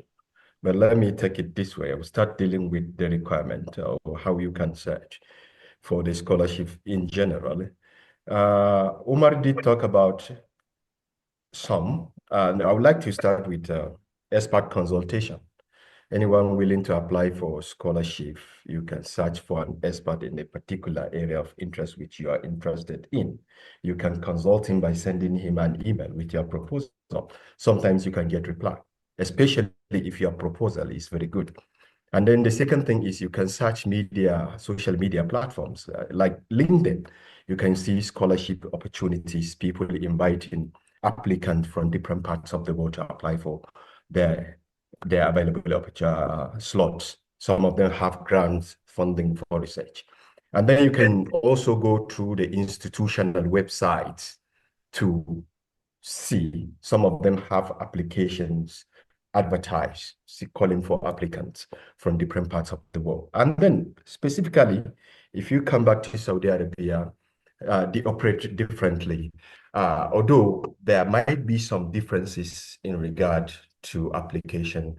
Some universities are independent on their own, like the King Fahad University of Petroleum Resources. They don't operate in the system that I am going to talk about. They operate independently. If you need to apply for this university, you need to apply to the institution directly. However, for other institutions, which I know there are about 24 universities in Saudi, with which, including the University of Medina, if you want to apply, the Islamic University of Medina. If you want to apply, you have to apply through the Saudi Ministry of Education. You don't apply directly to the university. There was a platform called Study in Saudi platform. I will share the link. It's developed by the Saudi Ministry of Education. If you need to apply for any 24 Saudi universities which are operating there, you need to submit applications, create account through that platform, submit application, and the application will go to the university direct. They will evaluate the university for its merit, and if they recommend you, they will submit it back to the Ministry of Education, and the Ministry of Education will contact you. I will just share the link. I just share it now to the group. This is the link where you will go and create account with the Saudi Ministry of Education and apply. But before you apply, please make sure that you have a passport with a validity that assuming you are starting study January. So it should have 6 month validity from the date that you will start the study before you apply. And then another thing I would like to emphasize, not specific to Saudi, but for applying for scholarship generally, you need to have a good letter of reference. I would like to say that if you are applying for a scholarship, you are seeking for a letter of recommendation, please, one, don't submit it yourself. Get somebody, one of your lecturers, to write the recommendation letter for you. Apart from writing that recommendation letter for him, let him send it directly to the institution, the respective institution, unless otherwise it was specifically mentioned that you can submit it yourself. And then secondly, that individual should use official email, not personal email, because I can create 20 Gmail, so no one is going to trust it. When you submit application with an email that is not verified, they will write unverified, and it's a minus for you, because most of the scholarships are point-based system. So reference letter, and know, please, know who will write good reference for you, because it is very, very important. Good reference is very important. And then secondly, you need to have a very well-written research proposal. Academic excellence is also very important. Research publication is important, but let me emphasize here. When we said research publication, it's not any publication, but a publication that will go hand in hand with your own area of interest, with the study that you are interested in doing, especially the niche, the area you pick. So, not a publication that you were just been added, because I would like to say people should avoid asking people to add them in publication, because sometimes, especially when it comes to interview stage, you might be asked questions regarding a particular area, regarding the result, the method. So once you fumble there, you fail, because I said it's a point-based system. Academic excellence, you get first class in your degree, distinction, first class in masters. This is very good. Then you need to have in your resume leadership experience, because it's point-based system. So these are some of the domain, apart from letter of reference, proposal, academic excellence, all of them have points. So research publication, and not just publication. Where did you publish? Is it an index journal? Does the journal have an impact factor? What is the quartile of all these are important, and not just any publication that is in line with what you apply. Then leadership experience. Some of you class monitors, you have been student representative. Please put it in your CV. It has points. If you don't have any leadership experience, then it's a problem. Because like if I could recall, when I applied for the Hong Kong PhD, there were 2,000 applications in my department, but only 10 of us scaled through. So you should know that most of the scholarships were highly competitive. And then another thing is field of interest. Don't apply as a generalist. Rather, you should have a niche. Then the interview, prepare very well. Know the department, know the staff, know what they want. Try to perform excellently well in the interview. Then you'll get it. Because, like I said, it's point-based system. I think this is what I have to say. I have shared the link for the scholarship, which you can create account through the Saudi Ministry of Education, including, you don't need any sheikh or any malam to help you to get admission in the University of Medina. You can apply through that. Wow. Thank you very much. But Doctor, on this note, even the Islamic subject, for example, not only, for example, the other subject like science or something, even the Islamic subjects such as maybe Islamic Sharia and Hadith or something like that. Also, it applies all to that in the scholarship, or it's separate. It's applied. Like I said, you apply to the institution, because if you let's say you apply to the University of Medina, your application will go to the University of Medina. And most of the people that apply to Islamic University of Medina, they are Islamic-based courses, mostly taught in Arabic. So the mention specifically, if you're applying for Islamic courses, you don't need any proficiency certificate. But most of other institutions, they need your English proficiency evidence. And there has been any waiver. I didn't see any waiver anywhere where they waive it for anybody. Because like in Hong Kong, they said if you study in an English university where the courses were taught in English, so you don't have to provide any English certificate. Here, no, please. They said you have to provide evidence for the English language. Okay. Thank you very much, Doctor, for this wonderful insight on scholarship in Saudi Arabia. So I think from Saudi Arabia, let's quickly move to South Korea. Dr. Anis Raviu. Yeah, thank you very much for having me again. Yes. I'm glad to be here again. Basically, I will talk about the most common scholarship in South Korea. And firstly, I would like to mention the GKS scholarship, and sometimes also known as GKSP.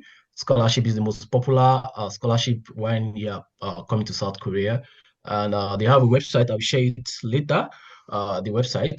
So also we have some other scholarship. The GKS scholarship is a general scholarship which is given by the Korean government, and also it's a scholarship that's cut across so many countries. Also, it's very highly competitive scholarship. But recently, I think I could see that many Nigerians are being beneficiary of this scholarship, because in my school, I tend to see more Nigerians coming to through those scholarship. And the scholarship requires you, when you come to South Korea, it requires to do a program, language program of 1 year. And for masters, you do 2 years of master's program. Then for PhD, you do 3 years of PhD coursework and the research work.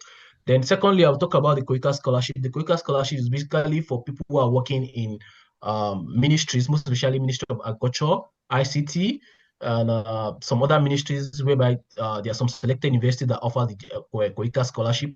And it's basically for people who are actually working in Nigeria. So it's more or less like agency to agency and university to agency scholarship. Also, the Korean government have a Koika Scholarship in Nigeria, whereby it's a medium of getting smart individuals from those organizations to get the scholarship, and they process all their document, visa, application processes into South Korea. So it's very easy. The funding is a little bit more okay, and I think they don't usually have more problem. Then the third one I also try to make mention about is the university-based scholarship, and this university-based scholarship is mostly tied to project, or let me say tied to the professor. And personally, myself, I came to Korea through this scholarship, and this scholarship, it's usually have a lot of funding sometimes, and sometimes in recent times, there can be some challenges about funds, whereby the project might have some issues and maybe the funding might cut, but it's also a very reliable scholarship. And one of the most ways of getting this scholarship, the university-based scholarship, is by referral, because I think in South Korea, my experience so far for about 5 years, Korean love referral, or maybe if you could see someone who could stand for you as your recommender, like someone who is in Korea here. And what Koreans usually do for people I know so far is once someone is standing for you as a referral, maybe a student is standing for you as a referral, the professor you are reaching out to or that is willing to take you for a master's or PhD, try to call the person's professor to ask about the performance of such person. So sometimes they will first judge you based on the performance of the person that is standing in for you if you are coming through the university-based scholarship. Then another way to get the university-based scholarship is through code mails. So basically, through code mails, you can also get professors that ask funding for projects. And one of the most best way to get this is by we can search through LinkedIn, but sometimes many Korean professors don't really post on LinkedIn, but they usually post the opportunities in their lab website through the university. So what I can just suggest is that if you are willing to come to South Korea, you can just type on Google.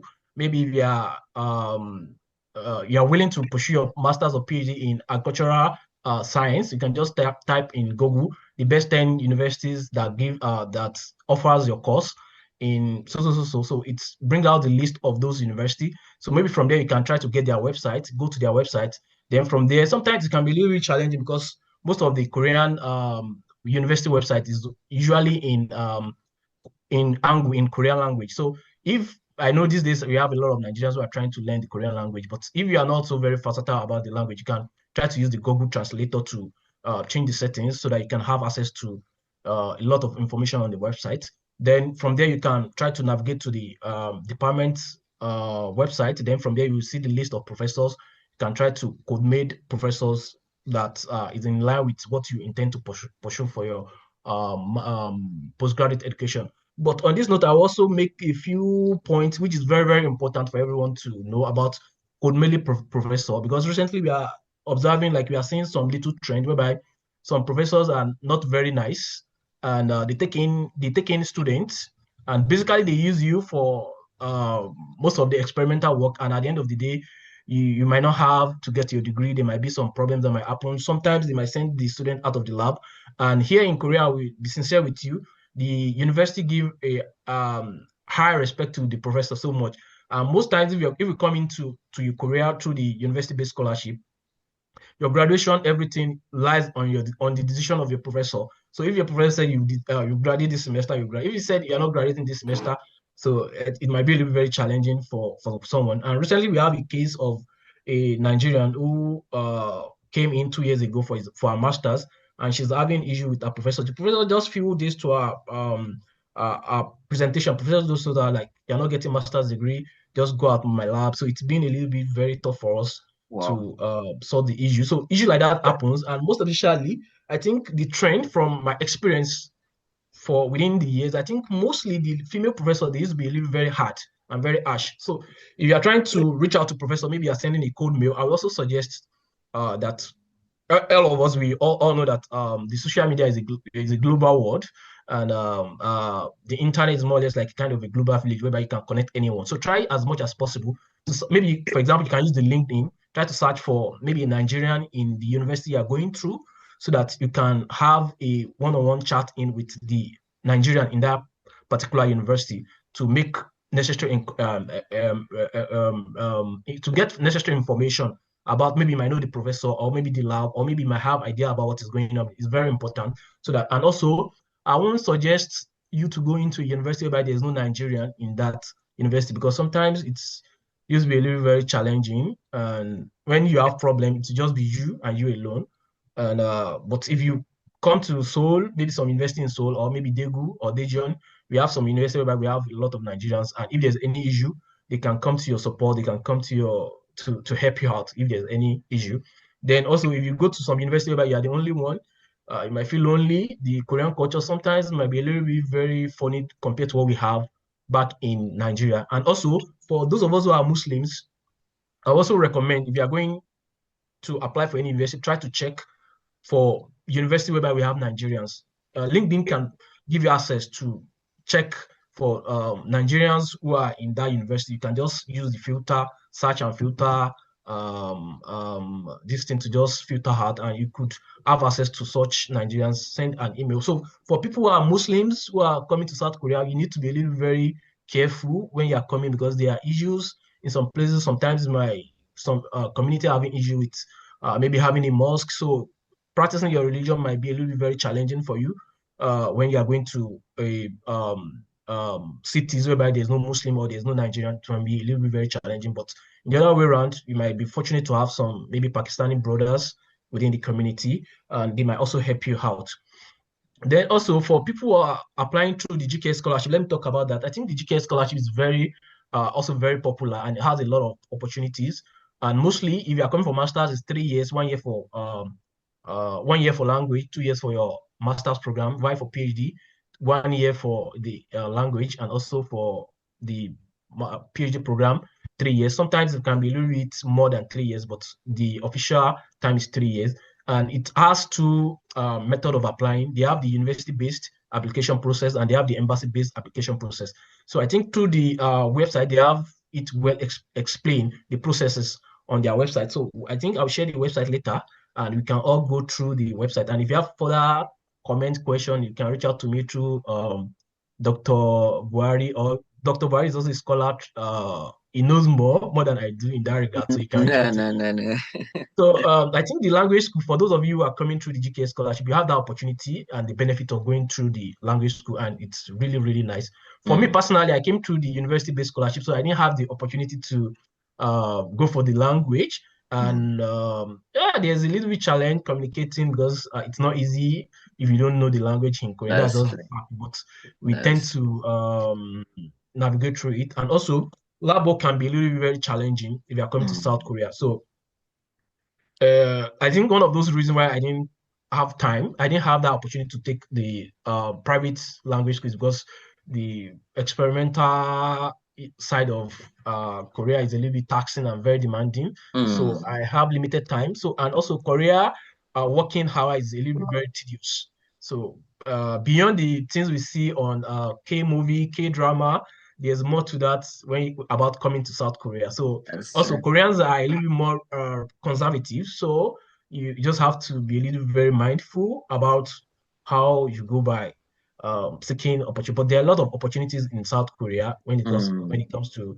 masters, PhD, and most importantly, try to network, try to reach out to people. And if you're going to any university, try to make inquiry, ask questions, reach out to people who are being in South Korea. You can reach out to anybody, just type on Google.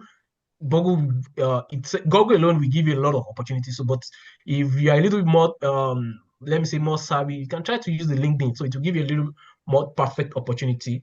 So I think about food also, there are a lot of things about food. So if you are in a good community, you might not have issues with food. Then about work experience, I think my experience so far working after graduation, it's also I don't know, but like I say, Korea just love this kind of referral issues, because after PhD I tried to get a job, because sometimes I was like, I'm tired of these academics, I want to go into the industry, and it's really, really very challenging in Korea here.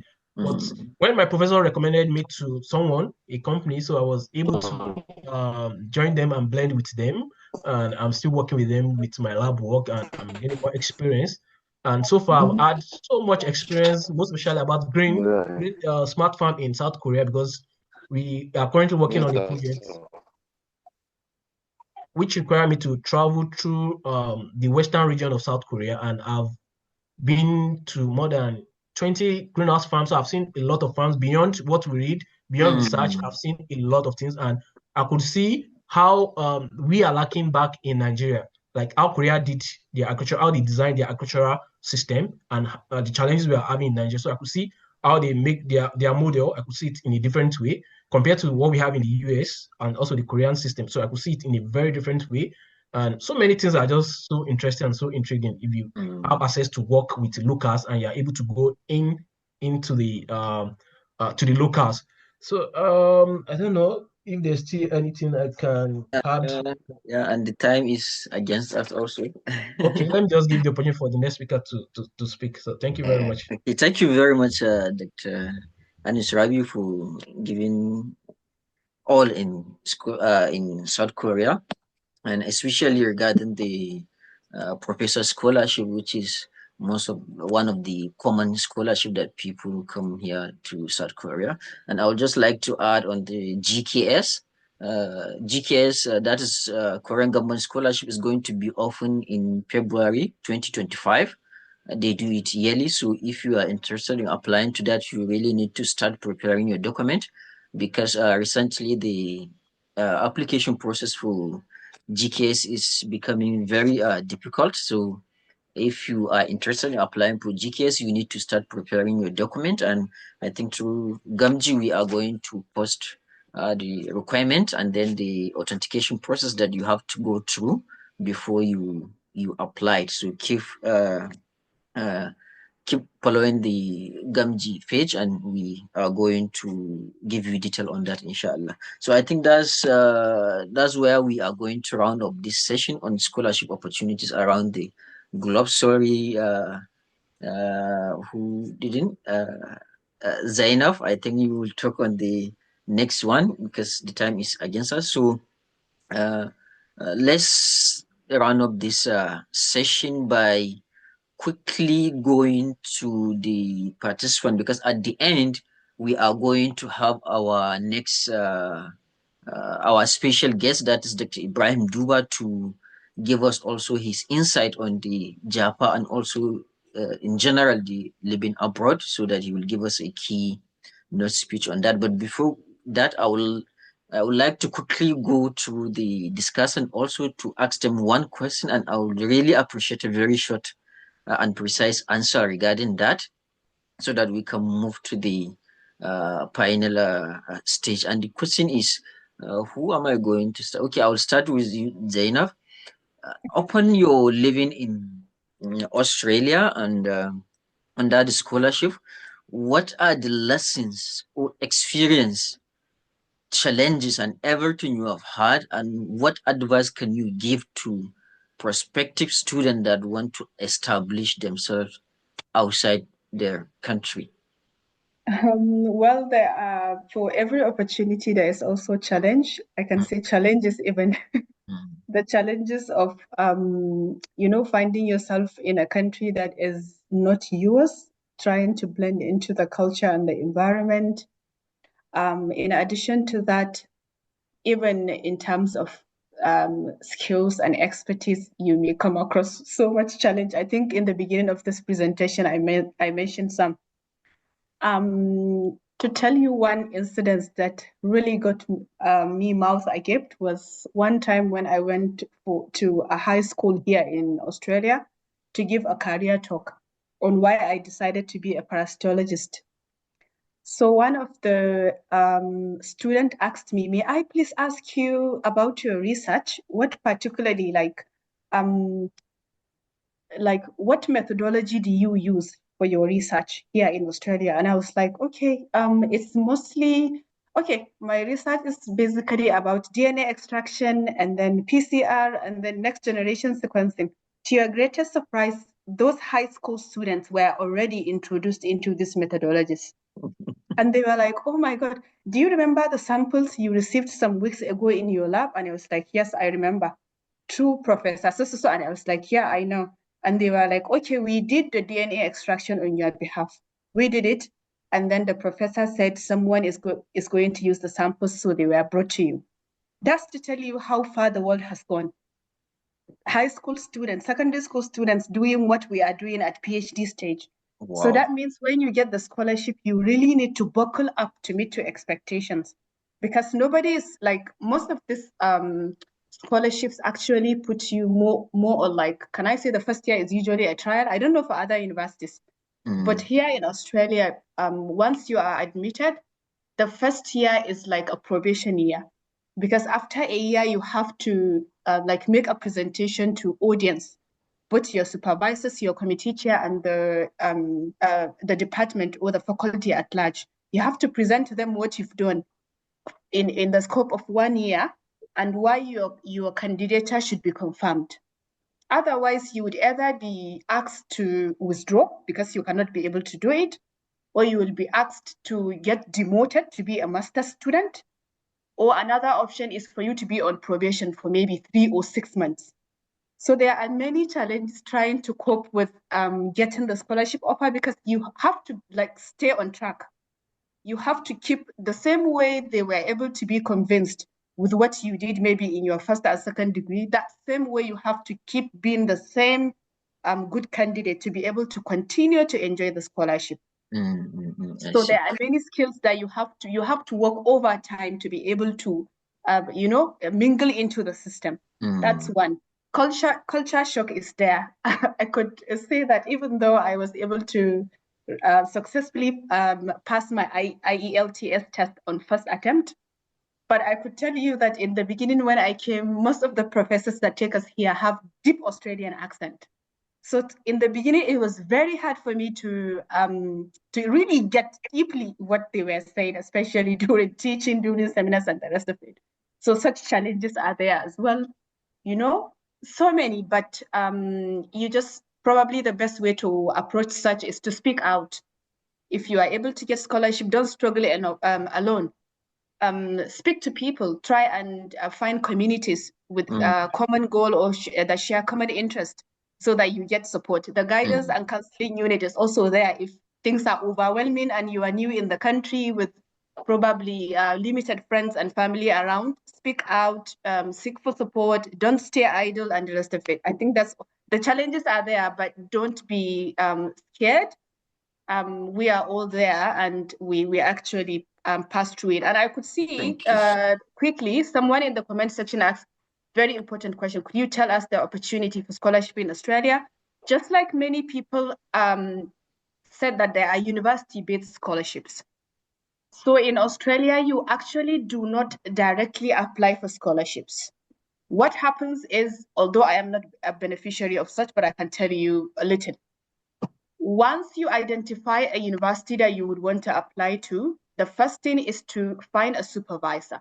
For instance, let me take Dr. Chutiami's university to give an instance. Okay, if I decide to apply to University of Sydney, then I will first say, okay, I'm interested in vet science. Then I will try to Google and identify a professor working in vet science and doing something that I'm interested in. After doing that, I would write an email to him telling him what I've done in the past and my request to join his laboratory or to be invited for an interview to know more about me. If he accepts, he would organize an interview. And I think the first step is to ask you, if he's satisfied and wants to bring you down to his lab, he would ask you to take the English proficiency test, usually IELTS. And then if you are able to pass the test, you write back to them, the professors. And if he's satisfied with the score, then he would ask you to apply for the for admission. And then the admission committee will also consider you for their scholarship if your CV is a rich one, that if you have publications, your CGPAs are good and the rest of it. So there are university-based scholarships, and then for professors who are able to get funding, they also advertise such on LinkedIn, and you also could be admitted through such fundings. That's it in a summary.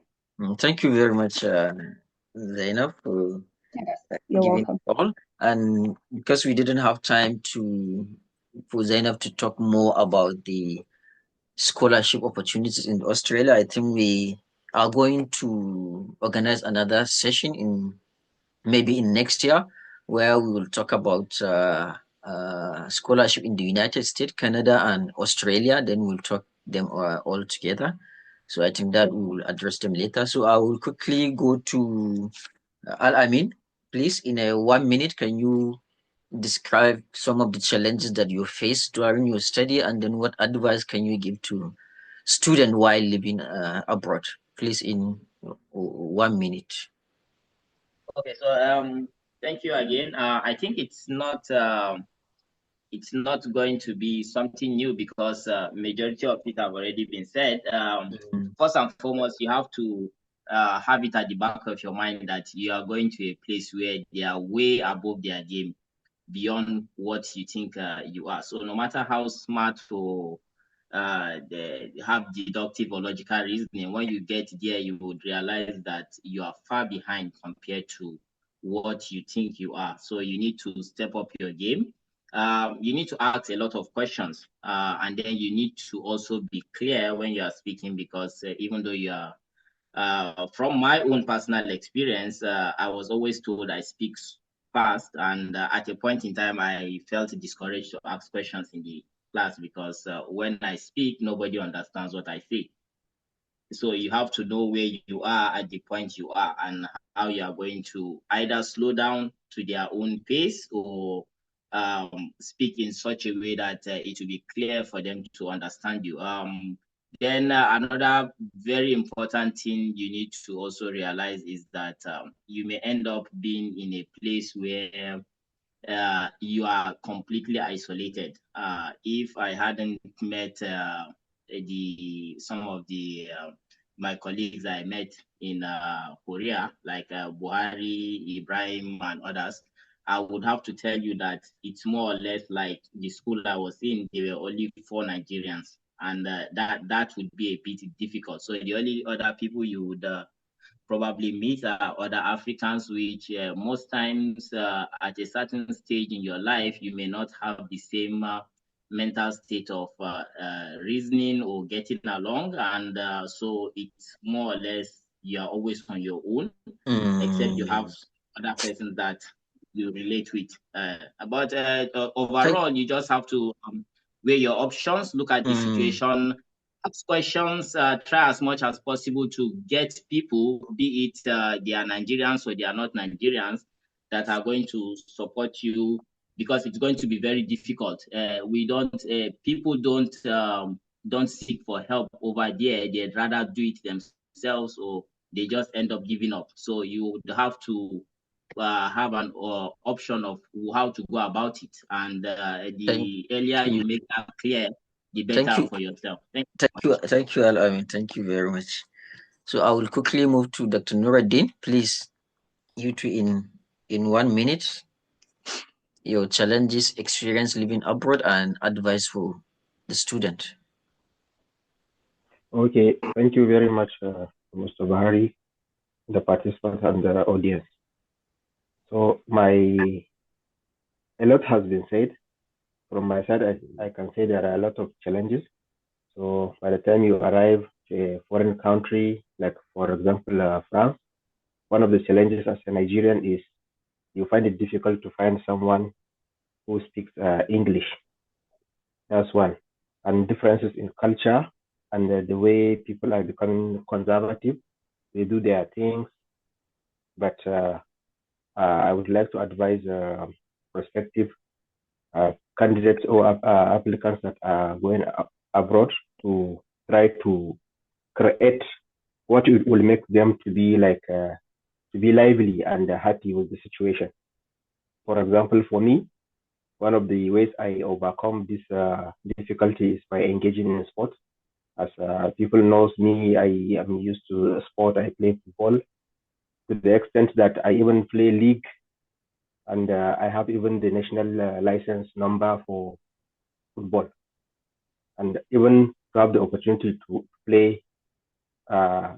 They call it Coupe de France, like FA Cup in England. So this is also one of the ways that makes me, overcome such challenges, and it will make it also gives me the advantage to move around because of the sporting activities. I find it easy to move around, going to different cities to play football.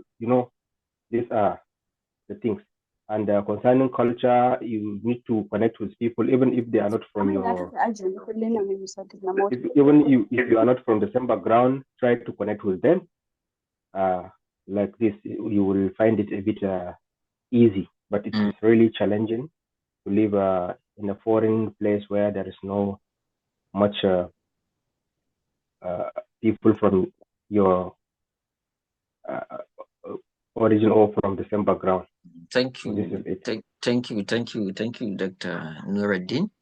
And I will quickly go to Dr.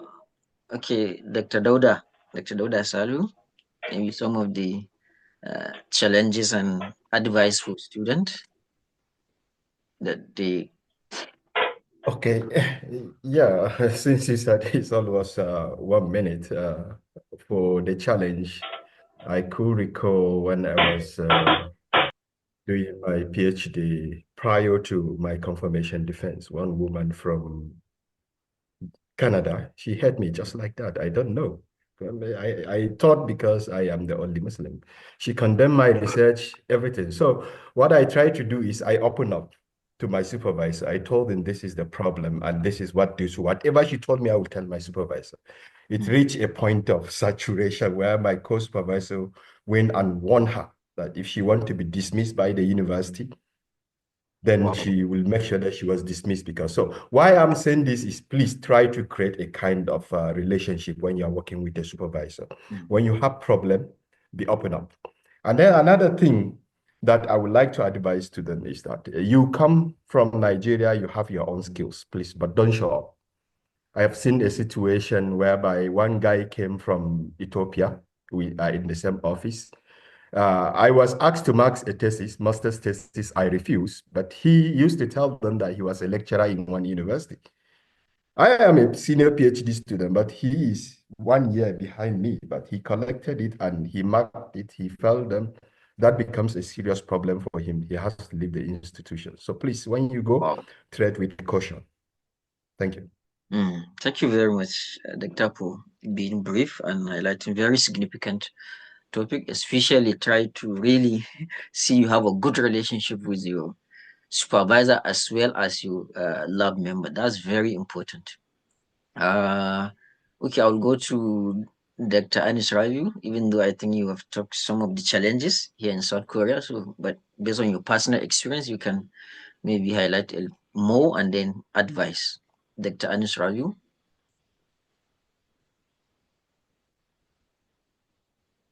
Thank you. Thank you very much for the opportunity once again. I think personally, I think one of the major challenges I have is that, in Korea, it's the way things work in Korea.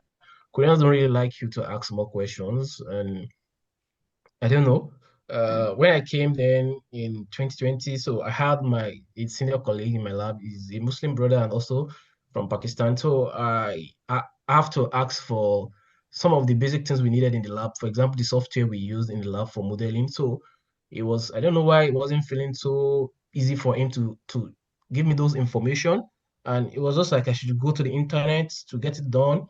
Yeah, I did it through the internet, like you said, but it took me a longer time. For example, I spent maybe 2 weeks to get some software installed, and something I could have done within 2 hours, 3 hours. It took me a lot of time, but alhamdulillah, I was able to see through because I had to tell professor this is what he told me, and this is a kind of a paid software whereby we have in the lab, but he have the access to it because it was the one that brought the idea to the lab and some other stuffs, and they like so it was a little bit very challenging for me when I first came, but I was just trying, struggling, and making my little efforts, despite the fact that I don't know so many things, though I know few things, but I don't know so many things. But one thing that I really, I'm so grateful for, like after 40 days in the lab, one night I was in the lab just doing some little tasks I have to do. My professor just walking into the lab and asked me, "Hey, Anis, I like you, you're hardworking, you are this, you are that. Do you have two of your friends who are also very hardworking who can join you in doing the next project we have in the lab?" So I was just so amazed, like 40 days, I haven't really done so much. I'm just struggling to do the basic things I have to do. And my professor could walk up to me and tell me like I should bring in two Nigerians who are really committed and dedicated to work with me in the lab. So I felt so very happy. So a few months later, I was able to have two of my colleagues from Nigeria. Yeah, one of them was my senior back in University of Ilorin, while the other one was a recommendation from one of my senior colleagues. So I have to tell them like this is what my professor said, and I don't want my reputation to be at stake. So I have to tell my senior colleague like this is what professor says. So they should help me out in screening people out before I will present those names to him. And it was really very, very nice. I think other challenges I faced when I came, I don't really have many issues because, like I said in my earlier the last time I spoke was that when you are going to any university, most especially if you are coming to Korea, it's very important to search out for where there are Nigerians or people of like minds. It will really, really help you out. So here in Daegu, for the fact that we have some Nigerians who have been in Daegu, and they are not so much then. I think when we came, they were about 15 or so. So they really made life very easy for us in getting accommodation. Most of those things we needed during the winters, because winter in Korea can be very crazy, can be very harsh. So they help us with some of the basic things we needed.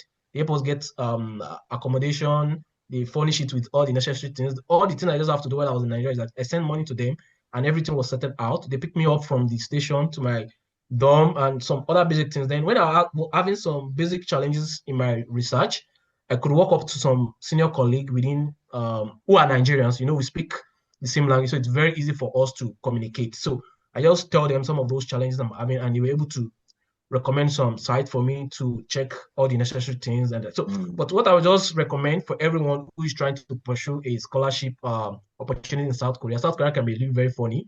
Try to go to university whereby they are Nigerians, and you can get that through the LinkedIn. You can use Google Scholar by searching around, and then don't hesitate to seek for support. We all need it. We all need mentorship. Myself, I also have people I look up to. I reach out for support. So we all need mentorship. Try to reach out to people, seek for their support, and try to be humble and modest. Then also, I will also say we should try to be sincere with whatever we are doing, so it will help us go a longer way. And I think the other challenge I have is I have issue with learning Korean. I don't know why. I have some issue. I try learning sometimes.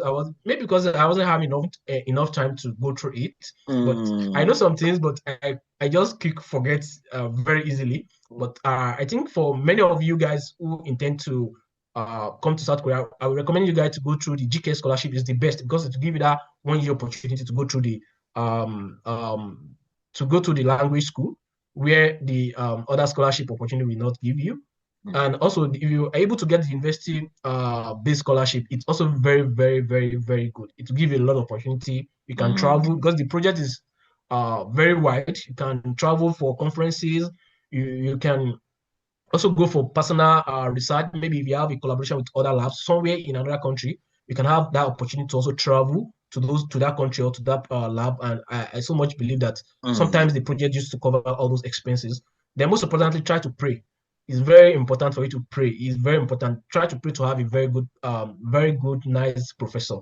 So if you have a good professor, nice professor, you won't really have problem in South Korea. But if you have the other type of professor, Korea God can save be you. very. May God save you.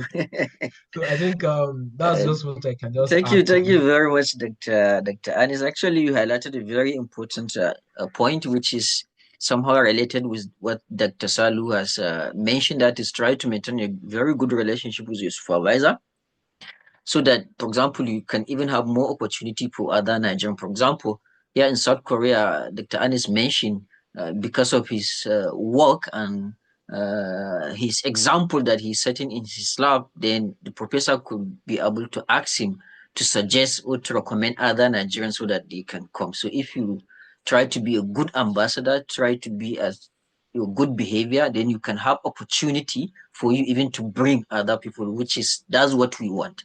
If you have, for example, you have the opportunity to get the scholarship, try to see how you can help others also get the same opportunity that you get. Thank you, Dr. Anis. I would like to finish or conclude this panel discussion with Dr. Umar Muhammad Bello. Also, I will appreciate a very brief answer, Doctor. Yeah, thank you. Thank you, Barry. I will try to be as brief as possible. Just to reiterate what Dr. Anas mentioned about being a good citizen doing your work diligently, I just want to highlight similar case happened with myself during my PhD. I was given 3 different slots to provide names of PhD students that will follow up after I leave. So why I'm saying this is we need to know how we carry ourselves whenever we travel out. If you are dedicated, if you are hardworking, it actually opens up chances for other people to come over. So at 3 different slots, my supervisor recommended that I should provide somebody to come up and do their own PhD with the team. So it's a good chance to actually use the opportunity. And also to just touch on the Japa, if you are out, being a good Nigerian, being dedicated to your work also has a way of kind of marketing the country and saying that these are the people that are coming from the country. So it has a way of giving back to the country, having good image of the country as well, which goes a long way. So to talk about the challenges, I think I will talk from an academic side, looking at some of the academic challenges that students tend to have. So if you're coming to the UK, for instance, for an MSc program, we're back in Nigeria, we tend to have exam-based assessments. So people sit in the class, you write essays, you do multiple choice questions. If you come to the UK, the common assessment we tend to have are essay writing, and these are academic writing. So I actually have lots of students that I taught in the past that are Nigerians from Pakistan, from India, and they tend to have lots of issues with switching from that class-based assessment format to writing. So I want to talk about that kind of difficulty. I went through that during my MSc. It was a bit challenging when you move to that academic writing style where you need to be critical, you need to be synthetic in your own writing, you need to have balanced arguments and things like that. So, but the beauty of it is that the UK system of universities have an idea of what's going on and where you're coming from. So we have lots of support services, I think, which is across most of the universities that I know. So for mine, I think we have things like LDC, which is a language development center. So they tend to help students to be able to improve on their own writing, things like personal tutors that we tend to be attaching our students to. So it's quite important to always use these services. I'm just trying to highlight this. It's a challenge, it's a big problem when you move from the class-based to maybe essay writing, but there are lots of opportunities for you to be able to use. Here we have things like guidance and counseling unit, disability services that are out there. Briefly, but another challenge that I would like to talk about that we tend to forget is about the weather condition. So it can be a huge challenge. As I'm speaking to you, snow is falling in my backyard. The temperature is really low, and it can be sometimes -3. I think it can be worse than that in South Korea and some other parts of the world like France and things like that. So the weather can be really funny, especially the students coming in September. So there are lots of information that you can read online to get yourself ready before coming in, the kind of clothes that you need to wear, the footwears and things like that, because the snow can get somebody to fall easily and have some injuries at times. So it's something to know and kind of know where to search for all these things. So it can be a concern itself, and there are so many ways where we can be able to try to mitigate these problems and speak to people. You can see across that everyone is talking about talk to people, get Nigerians, get hands-on information. It saves you time. It saves you money. You will save a lot by speaking to people, and they will tell you the mistakes they've made and then how you can be able to navigate those mistakes. So speak to people, speak out, and be open and get the right advice. It will go a long way to solve all of these challenges or mitigate them as you go through your own study abroad. Thank you, Bori. Thank you very much, Doctor. That's excellent. Especially like you need to speak to people, you need to be guided. I wish during our time when we were struggling to apply for scholarship, we have this kind of like forum that can try to guide us, but we did it blindly and it was very difficult. So I think now, because of this kind of forums, it's really an opportunity for the student to really use this kind of opportunity to seek guidance so that it can ease their way into getting opportunities globally. So thank you very much for all our discussant, and here we almost come close to the end of the session, and I will have an honor again to invite our special guest, Dr. Ibrahim Duba, to come back and talk to us again. Dr. Ibrahim Duba. I wish Doctor still is here with us because it has been. I'm still here. Oh, mashallah. So, Doctor, you have had all the discussions about the scholarship, all the discussion about the Japa and the personal development. So I would really like to see your insight as an academic, as a mentor, and also as a government officials. How do you see people seeking opportunities abroad and then try to establish themselves there? And then also, what can you advise also you can give in general based on what we have discussed today to us and also to the participant? Okay, thank you so much. I was supposed to go to the farm. I promised them I would join them at 12 noon. We are sorry for holding you. I'm being summoned, but this is very, very important. So I decided to stay and finish before I go. We are really grateful for that. I even thought that I should join the car so that on my way I'll be talking, but there is no guarantee that the network will be good. That's so by the way, I have thoroughly enjoyed myself and learned a lot. And I think we should do this more often. I don't know the frequency that you for which you organize these sessions, but I think it could be monthly. And in closing, I think I will talk about 5 things. So we'll go to practicals now. Everybody has said what is supposed to be said. I enjoyed sessions of Dr. Omar, Dr. Anas, Dr. Nuruddin, Dauda, Hajia Zainab, they've said things that I wanted to say, but they've said it better. So I don't have to repeat that. What I'm going to say is that Gamji should double down on this because, like I wrote recently, that some of you were sponsored by your governors like Kwankwaso, etc. But what you've started will have more impact than the people that started this. So, number one, I think you should write a guide. I'm very happy to edit it, where every country, all your members in different countries will contribute to the guide. It will be like a booklet. For example, study opportunities, studentships abroad, Then chapter this, Australia, second chapter, UK or Europe, Asia, South Korea, and everybody, the editor, the contributor from each country will be like your coordinator from each country, right? Or many people can contribute to the country chapter. And every year you renew as things change. That way it will become a guide that everybody looks forward to. You understand? Some people will not be able to access this webinar, but they will be able to read. People can share it to them as ebook. You understand? Some government can publish. That is number one. Number two, people should not be lazy. Like Dr. Omar mentioned, he didn't know anybody in Hong Kong, In his case, he even looked for someone. I didn't look for anybody when I was going abroad.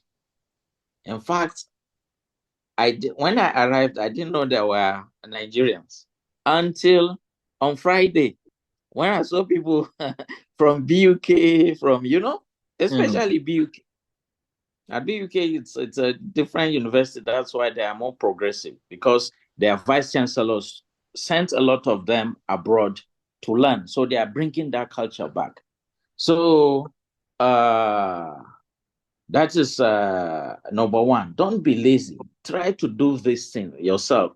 For example, Zainab mentioned the fact that she wrote an essay and she looked for somebody to help her correct. That is the way to go about it. You don't ask somebody, how do I write a statement essay?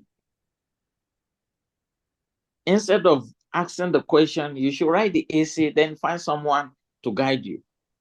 The question that how to write a statement essay, you can do that on Google.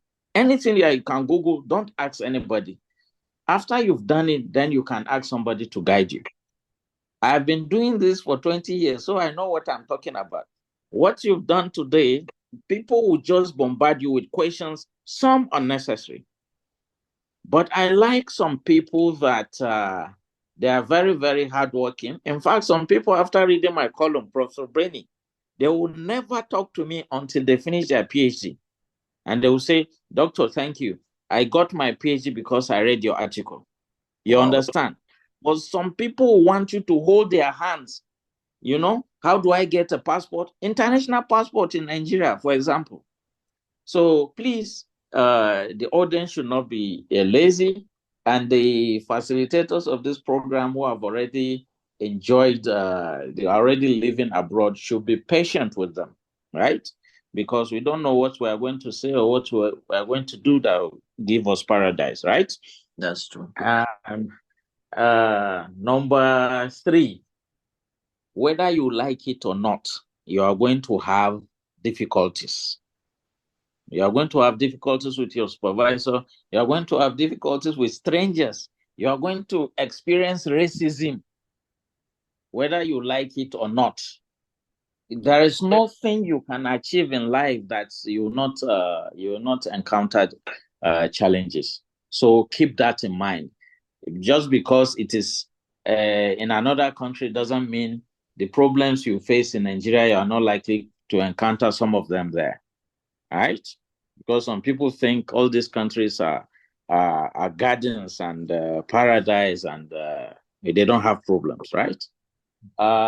Number three, Dr. Omar mentioned something about the environmental factors, like the temperature, etc. I also want to add that there may be a problem with your sleeping pattern. So I will tell you the practical ways of how we were able to solve the problem. Like jet lag. Sometimes you will be sleeping when Nigeria is sleeping. And that is not natural for the country you are in because that's the office time. You have a meeting with your supervisor, etc.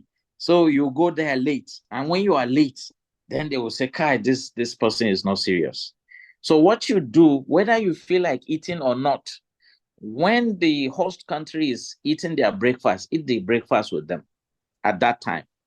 When it is lunch, eat lunch. When it is dinner, eat dinner. That will reset your circadian clock. You may be able to align your sleeping patterns with that of the host country. Number five. Number four. Gamgee has provided a shortcut for all of us. I know a friend who has his family on this call, and usually what I tell people is to write 300 applications before you get a scholarship, right? Now, Gamgee has come with a shortcut. There is a platform you can ask your questions, but ask reasonable questions, right? And like many of the speakers mentioned, it is easier to get scholarship from recommendations from the department. For example, a supervisor asks Mala Anas that please bring me hardworking people like yourself.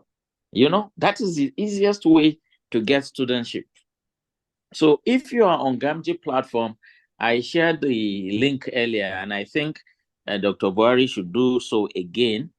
Then you can ask these questions. But if you are not able to get the scholarship, don't just go and sit in a corner and sulk. Write application. Go to LinkedIn, like many people mentioned. Go to Google Scholar and look at papers of professors in your field.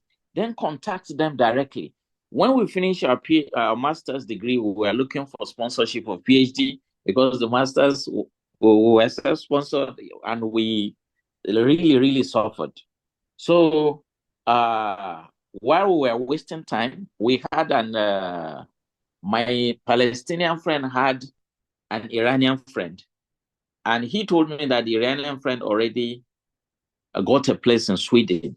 And the money they were paying him at that time without taxes was $3,000.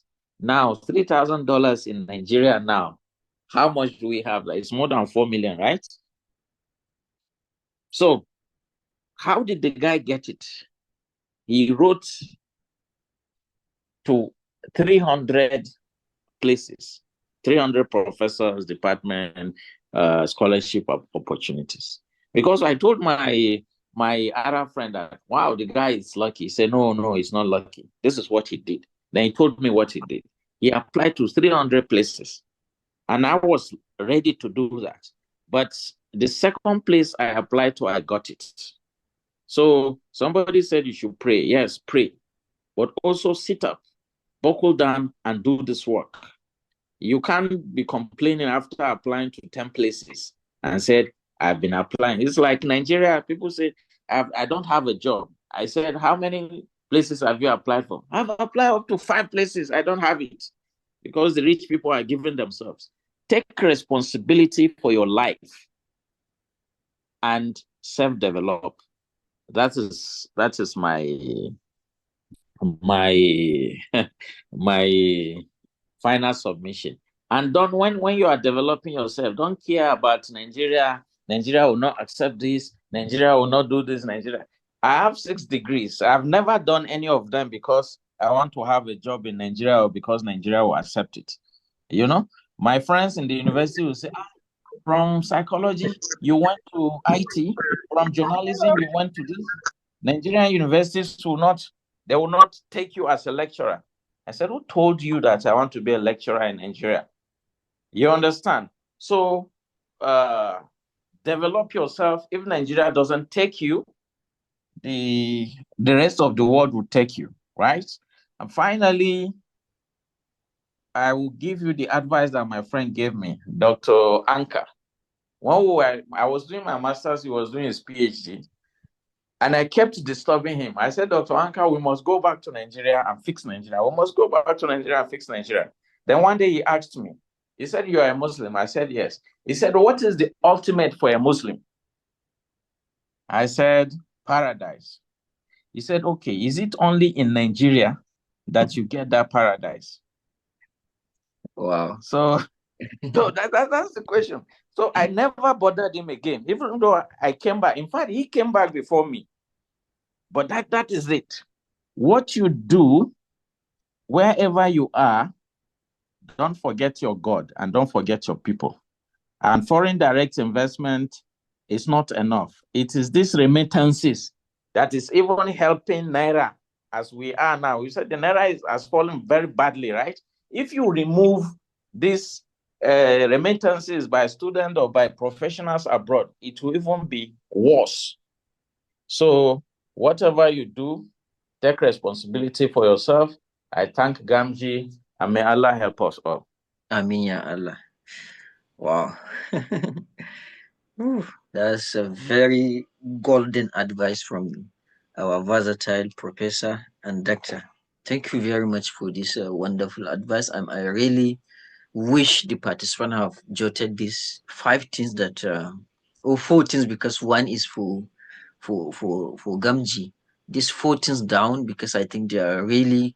It's not only an advice for only this program. I think they are lifetime advice, because all these 4 things that you have mentioned, if you can keep applying them in your daily life activities, I'm sure your activities or your things will be improved. Thank you very much, Doctor, for giving us this a fatherly and a mentor advice, and we are really grateful. We are really honored that you join us today and share this insight with us. Thank you very much, Doctor. Go ahead and take some few questions, and then we can close the session. I see some people already raised their hand. I will start with Dr. Okay, Adamu Abubakar Baffa. You can unmute yourself and ask your question.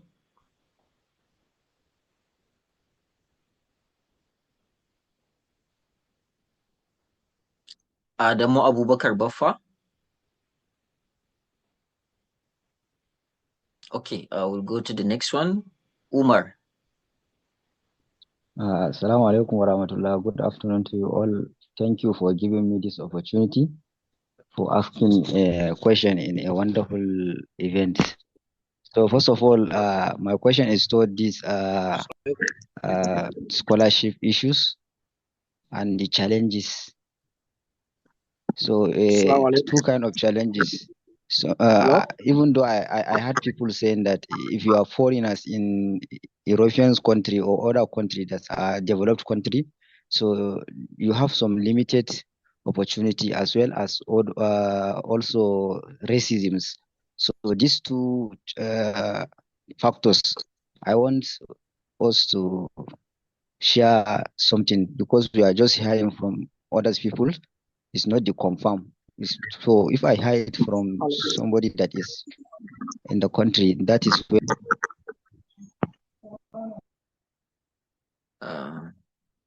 I didn't quite get what you said, Umar. Please, in just one sentence, can you just directly ask your question, Umar?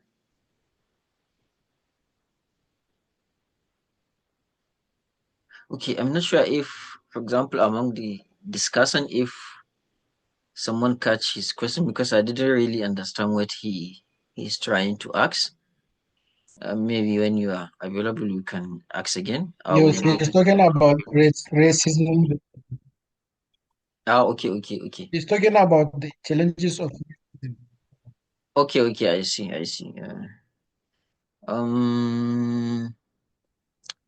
Who will like to answer that? Dr. Umar Muhammad, maybe you can answer since we are living in Europe, I think. Maybe Yes, Wari, I can. Okay. Can you hear me, Wari? Yes, I can hear you. Please, people, try to mute your mic if you are not asked to talk. Okay, thank you for the opportunity to talk about that question. I think Umar is highlighting that there are cases of racism and maybe discrimination because you're from Africa and things like that, maybe studying, but I'm not sure whether he's talking about studying or maybe working here. But in a nutshell, I think it depends on where you are studying, and also it depends on, I think, how you also carry yourself. And I think this channel that we have is very good for us to be able to try to talk to each other and be able to kind of ameliorate these problems.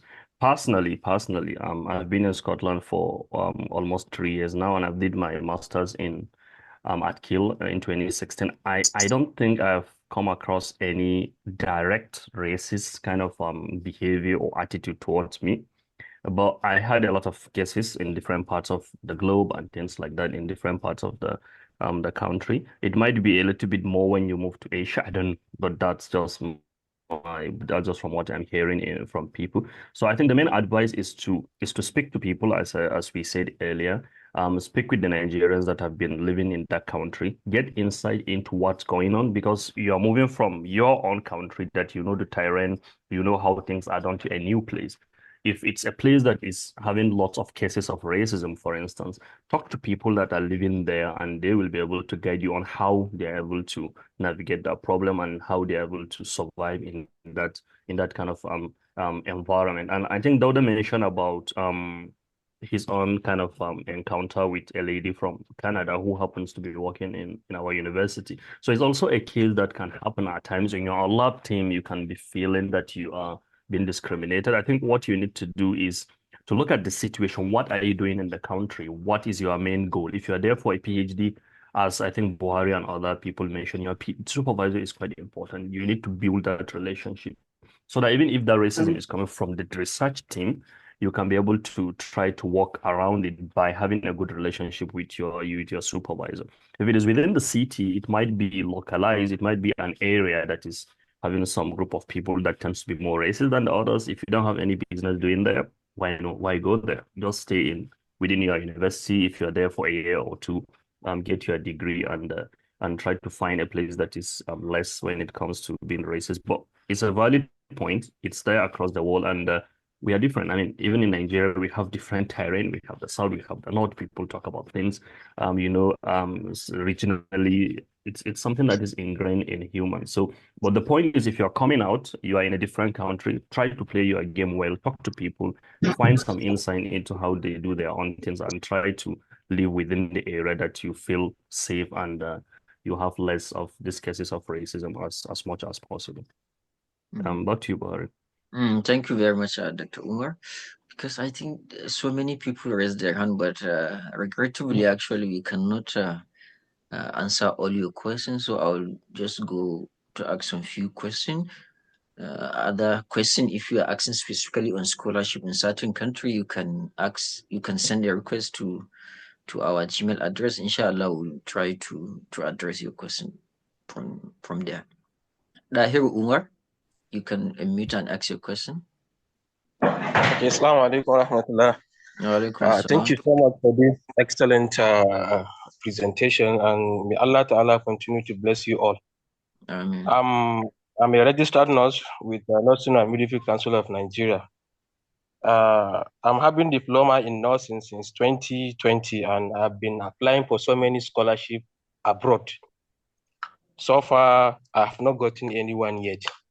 The one I've gotten was last year, which was within one university in Iraq, but it was through an agent. So please, due to the lack of funds an issue with one thing and others, I couldn't able to raise the amount of money he has actually called to me.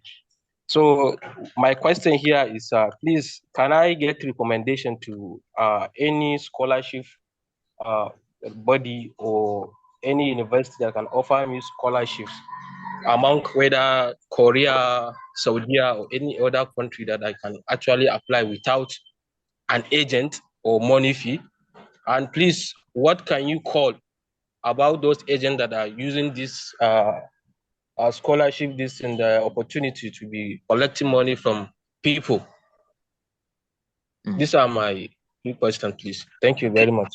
Okay, thank you. That's a very important question, actually, especially with the agent thing. I think one thing that we need to set it straight, that whoever says that is going to find you scholarship and you have to pay them money, be sure that that is a scam, actually.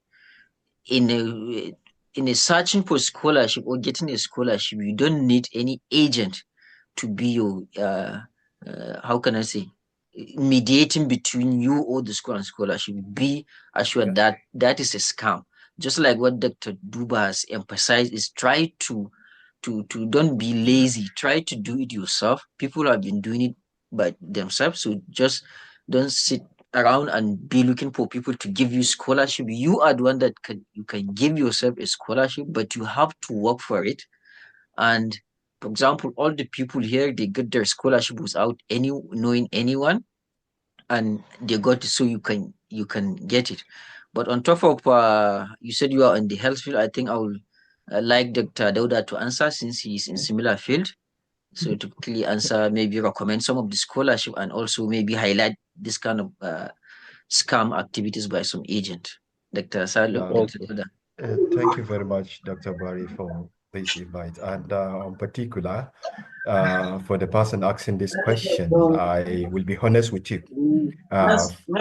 You are a registered nurse with the Nursing and Midwifery Council of Nigeria. I would like to ask for that question.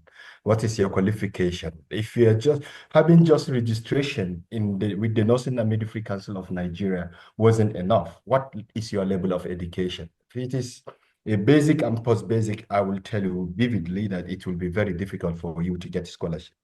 For nursing, and why I did say it is very difficult, considering the fact that most of these countries have deficiencies in that area, especially at the bachelor level. For self-funding, yes, there is the tendency or possibility you get that opportunities, but not in all countries, but in some countries. In particular, in Saudi here, in public institution is a big no. But for private institution, there is the tendency, but it's a very narrow tendency for you to get that the admission. Not to talk of the scholarship, just admission there. So scholarship is a no-go area, especially for nursing, where they also have deficiency. They need to cover off to breach of the gap. So I don't think they can give you scholarship. But at postgraduate level, that was what we all got. We got funding for PhD through postgraduate program, and it's still nursing. So my advice to you is try to obtain a bachelor's degree in Nigeria, and then develop a niche of interest, and then you can explore scholarship opportunities at postgraduate level. But for undergraduate, please don't waste your time. It might be very, very difficult for you. And then for somebody to say you get scholarship, there has been, because even 2 days ago, someone contacted me. There has been all this scam. People are looking for money. It's just a scam. Don't give anybody a dime. If you are to get scholarship, you get it without paying a dime. The only situation where they will ask you is just application fee, like when you are applying for Hong Kong PhD fellowship. They ask you to pay application fee. Yes, of course, you pay. And we all paid for that, and we got it. So this is the only situation. Otherwise, any other room for you to pay is just a scam. Please avoid it. Thank you very much, Doctor, for clearing that and for the wonderful advice you gave him with the regard of Hello, Dr. Buhari. Let me quickly say. Yes, for Doctor. those who are insisting on an agent, Gamji is now your agent. Shikenan, go. Shikenan. Don't go and waste your money elsewhere. And this man, the nurses are well paid in Nigeria. Once you are working, you can put enough money together and do your BSc, right? In Nigeria, get the first degree in Nigeria, then apply for masters. Thank you. Thank you very much, Doctor, for the additional insight. I think we don't have time, so we'll just take 3 more questions and then we'll finish. Sorry for the rest. I'll take Ghazali, Dr. Bashir. No, sorry, I think your time has passed. Sorry. I will take Ghazali, Umar, Dr. Bashir, and Dr. Farouk, and then that's all. Ghazali, Umar. Assalamu alaikum. Good evening, good afternoon, everyone. Thank you very much for the resource persons for the Gamji Educational and Mentorship Forum. Thank you very much for this opportunity. My question is addressed to Gamji Educational and Mentorship Forum. Please, I would like to know if you have other opportunities aside those in academia. For example, some people that want to go for working experience, not education per se, just for them to have a work there. So I don't know if you have opportunities for them. Like those in health, specifically those in health line, nurses, doctors, radiographers, and so on. Okay, I think now I would like Dr. Umar, since it also is on health. Maybe you can say something, Dr. Umar Muhammad. Hello. I'm sorry, Wari. Can the person asking the question repeat it a little bit? Ghazali, can you just in one sentence please summarize the question? Okay, I mean outside educational opportunities, because all that was discussed here was for scholarship on master's or PhD. So I wanted to know if there are opportunities that will help someone to gain a work. For working, you mean like instead of opportunity, like working opportunities? Okay. Oh, okay. All right. I see. So you're talking about career opportunities, right? Okay. Yes. I think I can speak from the health line, which is my area actually. For somebody with a degree in things like medical laboratory sciences, radiography, physiotherapy, medicine, you can be able to get a job here in the UK, but all you need to do is to first register with the accrediting body, which could be HCPC for physiotherapy, radiography, and so many other professionals, or the GMC, which is for the medical doctors. So you can be able to do the registration, get your license, although for some of the bodies you need to go through examinations like the GMC, you need to do the PLAB 1, PLAB 2, you need to have your English assessment done. So once you get the license, you can then start to look for a job and then come over to the UK to practice as a medical doctor. For other fields like physiotherapy, radiography, medical laboratory science, you can be able to go through the HCPC.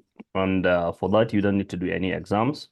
You need to apply online, get your paperwork done in Nigeria, and then you get the license, start looking for a job, and then come over to the UK to work. So there are lots of kind of avenues that you can be able to explore, especially here in the UK. And I know also about some of the opportunities back in the States, in the United States, where you can also apply and get some channels to come over to work. So many people have been moving. I know of dozens of people that have moved recently from Nigeria in all these fields that I've mentioned in the recent months to come over to the UK and practice. So it's not always about scholarship, studying, enhancing your degree, but you can also have some routes to kind of follow to come over to to do your work in the UK. Apart from these professional jobs, you can also have some other jobs that give sponsorship.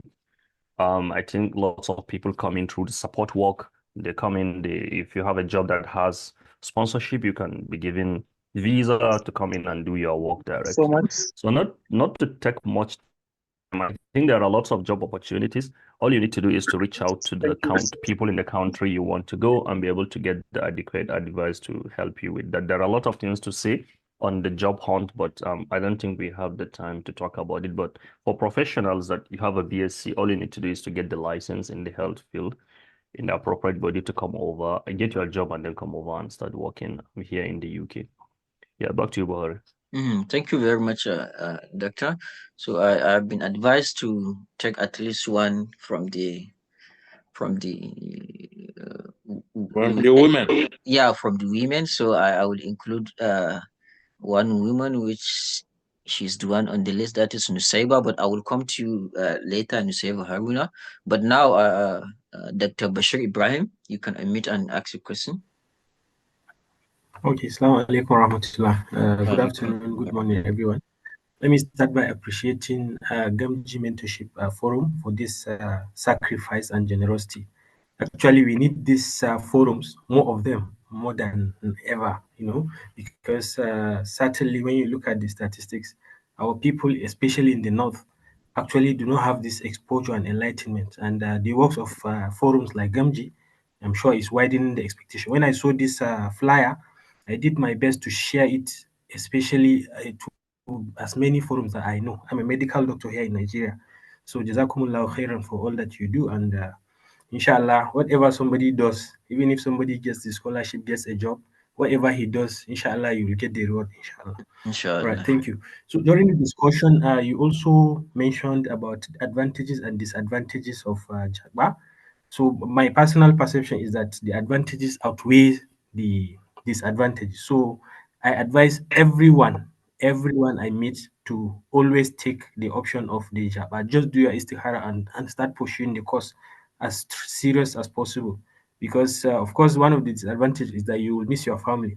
But you can imagine if you take the chance, of course, while missing your family, you will still cover up that missing because you will help them in several ways. You can imagine now, just $50 now, $50 is almost 100,000 naira in Nigeria. You can imagine sending somebody 50,000 in this era in Nigeria. So you play a critical role in helping people's lives while you are not even feeling any impact. So thank you so much. My first question is regarding public health practice. Sorry, Doctor, especially in countries like sorry, Likita. I think we'll only have give you opportunity to ask one because of the time and the other people. Okay. So my main question is around public health area as a study area and even for practice.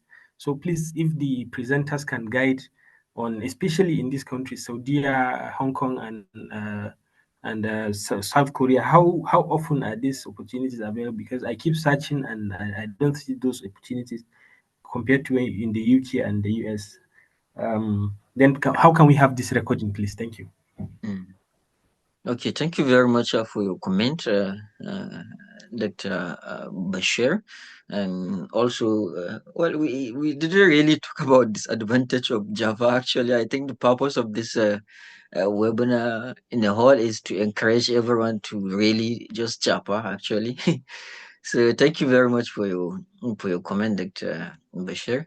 And for the question, I think Dr. Anis Rayu, can you maybe answer some of the question? But I'm not really sure because in South Korea, for the medical sciences and I don't think that is applicable here because everything is in Korean language. But anyway, Dr. Anis Rayu, do you have something to say on this? Sorry, can you come back briefly about the question? I missed the Yeah, part. the question is, for example, based on the medical line, like health line. Okay, He public said, health. like, Yes. yeah, Public he's seeking maybe some opportunities in South Korea or other countries. I think in Saudi Arabia and for the UK, Dr. Umar and Dr. Dauda have already spoke on that on several times. So probably maybe you can address the South Korean one. Okay, I think basically my experience so far with people in the medical line coming for postgraduate education in Korea, I think there are some little restrictions because some times ago I have a senior colleague whose wife is a medical doctor, and he was trying to work here in Korea, but it wasn't really easy because of the language barrier. And also there are some licenses that is being required. So it was a little bit very challenging. However, for postgraduate education, what I know is there are some universities that offers scholarship, most especially the Yonsei University in Seoul and Queen Book National University also have. Recently, I see one Nigerian student who got admission in medical school of Queen Book National University, but very, very unusual. Like the for international student in that regard is very, very low. And mostly in South Korea, I think the scholarship opportunity is mostly common in STEM area, science, STEM generally, engineering, all the sciences courses, agriculture, mostly, but in the medical area, there are opportunities, but it's a little bit very tough for me. But I have seen a couple of people who are actually here for masters. And for example, I know a couple of people who came in for Kuika through Nigeria. They're working in Nigeria and came in for masters. So after their program, they returned back to Nigeria. But recently, I saw that had opportunity of masters in Kupi National University. They are still doing their masters, so I don't know the prospect of getting a job or maybe working within the university hospital after their graduation. But what I do know is that working in the health sector as a foreigner, most especially Nigerian, is a little bit very tough. And basically, it's because of the language. And working with the locals is a little more complex again because there are some local dialect that Koreans, maybe an elderly Korean, will have to say to you that my find very difficult to actually comprehend. So I think that is one of those reasons why it's really very challenging for foreigners to be integrated into the medical line. But for graduate schools, you can try schools. I'm sure of Kumbuk National University, they have medical section. So you can check the Kumbuk National University website. If maybe after the program you can reach out to me, I can help you with the link. Then also I'm also aware of Yonsei University. I know they do some medical courses. I think those two universities I'm so much aware about them. But getting job after your program is not so certain, as far as I know. But for masters, I'm so much aware you can get opportunity, but there might just be some little challenges about the language. But for work after graduation, I'm not sure about that. So I think that's just few things I can say about that. Thank you very much. Okay. Thank you very much, Dr. Anis. Then Dr. Hello, Dr. Bori. Umar. Oh? Hello, Bori. Yeah, Dr. Roda. Yes, Go ahead. I have a few things to chip. I think the person who I did ask this question is asking for the opportunities for public health. I think one of the scholarship which he can apply is the Hong Kong PhD scholarship scheme, and I will refer him to two institutions. The Chinese University of Hong Kong support interdisciplinary studies in the field of public health and primary care, so he will try to explore. And you don't even need masters with your first degree, provided you have good grades. Let's say pass first class, but I know he said he was a medical doctor and their degree was not classified. But if your transcript happen to be very strong, I think you can apply for PhD directory in primary healthcare. Another institution is the University of Hong Kong. They also have these two institutions. There are others you can check, but specifically these two, I am sure you will get an opportunity. But please, you must have a niche that is in line with the potential or prospective supervisors' area of discipline. Thank you. Thank you very much, Dr. Dauda. So the next, Hey, please, sir, can you write the names in the chat box? Sorry. The name of the scholarship? Yes, he mentioned two main schools, please. Sorry, and the scholarship. Yes. Okay. He will write it to you in the chat comment. Dr. Umar Farouk, you can unmute and ask your question. Okay, thank you for giving me the opportunity. We all appreciate the gesture. First, I want to request, I don't know, moving forward, how can we get in touch with the GAMG so that for further inquiries? That's one. And then secondly, I want one of them to talk about how competitive the postgraduate medical programs, opportunities, because I happen to apply for student scholarship. This is the fourth time, but I'm applying for one course, medical course, it's a medical science course, that's clinical pharmacology. And somebody was telling me that they usually consider more of public health related programs than other medical sciences. So I don't know whether that is true. I want clarification on that, and also how competitive are those other medical sciences apart from public health related programs. Thank you. Okay, thank you very much. I think most of the people that joined us today, I think they are from public health, because most of the discussants are from public health. That's very good. Maybe Dr. Dauda, you can come back and address his question again. Dr. Dauda. Sorry, I was typing, responding to the request. Oh, okay, yeah, you have just. So please, what was the question? What is the question, please? The question, I think mostly the question are somehow similar. Dr. Farouk, can you ask your question? I can't remember what you said. Even me, I was not. Yes, what I was saying is that, how competitive are the medical sciences? Because somebody was telling me, this is the fourth time I'm applying for Children's scholarship, and somebody was telling me that the course I'm applying is not likely for me to get because it's other medical sciences courses. Like the one I'm applying is clinical pharmacology. So he's saying that they usually consider more of public health related programs than other medical sciences. So I want to get a clarification on that, and then how competitive, one can get to have been selected for other courses rather than the public health.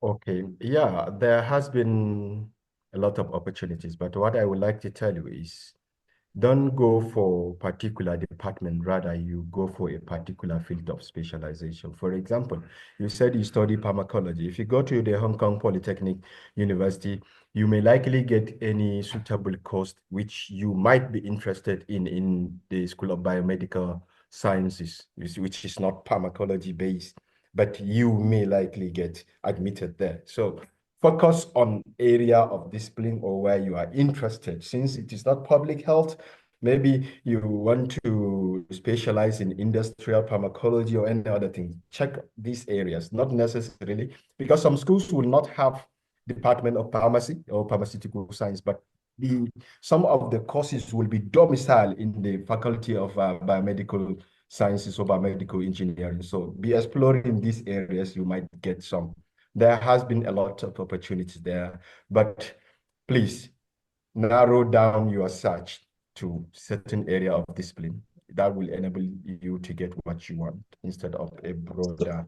Sorry, can I chip in again? Just to clear his doubt. Almost, as he said, public health, mostly because the funding and the policy of the world is more about public health, probably about all the clinical aspects or medical aspect is available.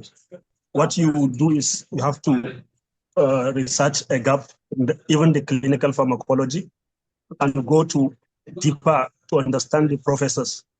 And don't just go peripheral in designing your research proposal, like even pharmacometrics, pharmacodynamics.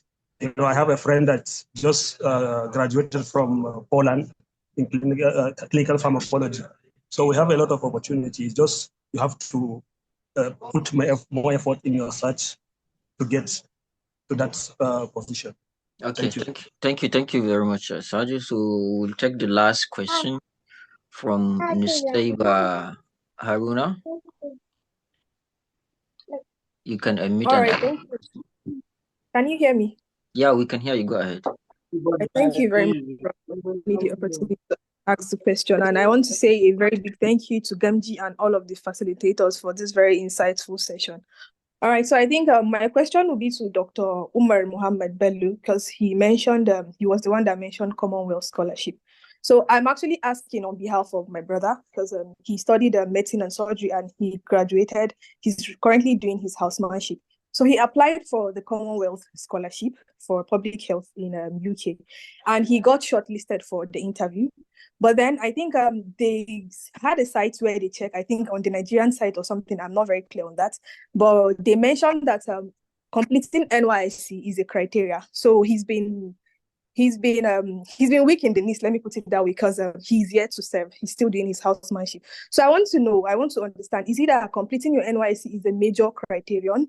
And then another thing, I don't know if we'd get the opportunity to be connected with a beneficiary of the Commonwealth Scholarship, at least someone that can provide a bit of an insight and clarity on how to navigate the whole process. Thank you.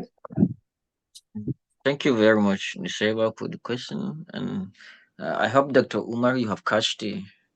Yes, I did, Buhari.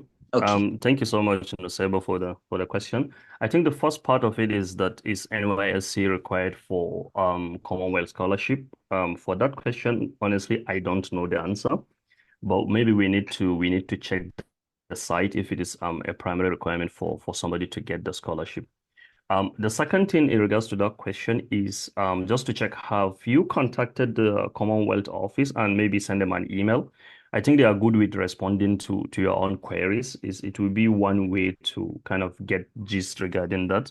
Maybe approach them, send an email to them, or maybe just pick a phone and call the office. They'll definitely have a number, and you can be able to check if for somebody coming from Nigeria that has been shortlisted is NYSC a requirement. I think somebody mentioned in the chat that NYSC is a requirement. Okay. If that's the case, the other thing to kind of have a chat with them is, can the scholarship wait for you to be able to get the NYSC done for you to be able to then kind of use the slot subsequently? I know a friend of mine that got PTDF scholarship, but then he also had to leave it for a year before then coming over to the UK. But this is a Nigerian case, but just check with them and see if you can be able to hold on the scholarship, get the master's done for your brother. I mean, the NYSC done for your brother before coming over to the UK. And regarding getting somebody that has gotten that, yes, I have some people. I know a good friend of mine, Saleh Babio, who is working with LNG now in Nigeria.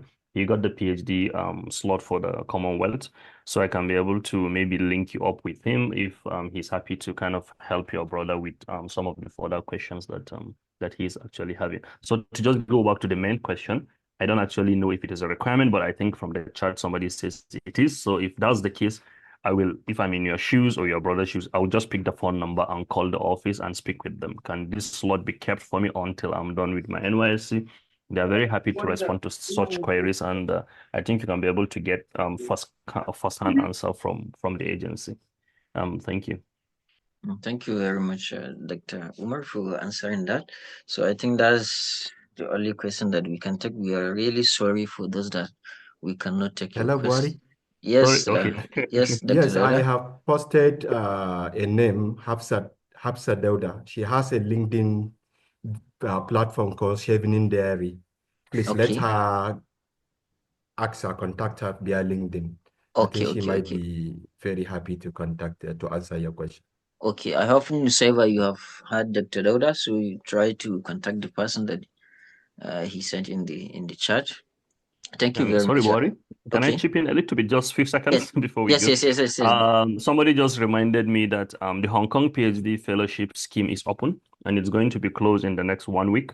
So for people, I think Dauda talked about some schools that I think one of the doctors mentioned looking for public health stuff. So the scholarship is open now. So for people that wants to apply, I think it's just a week remaining to close. So if you're planning to apply, you still have some days to apply for the Hong Kong PhD fellowship. And there are 8 universities. So check on the universities and see the ones that have the field that you're interested in, not necessarily the department, but check the area that you want to study and then try to contact the supervisors and then go ahead to put in your application. So it's just to remind us that it's still open. Yeah. Okay. Thank you very much.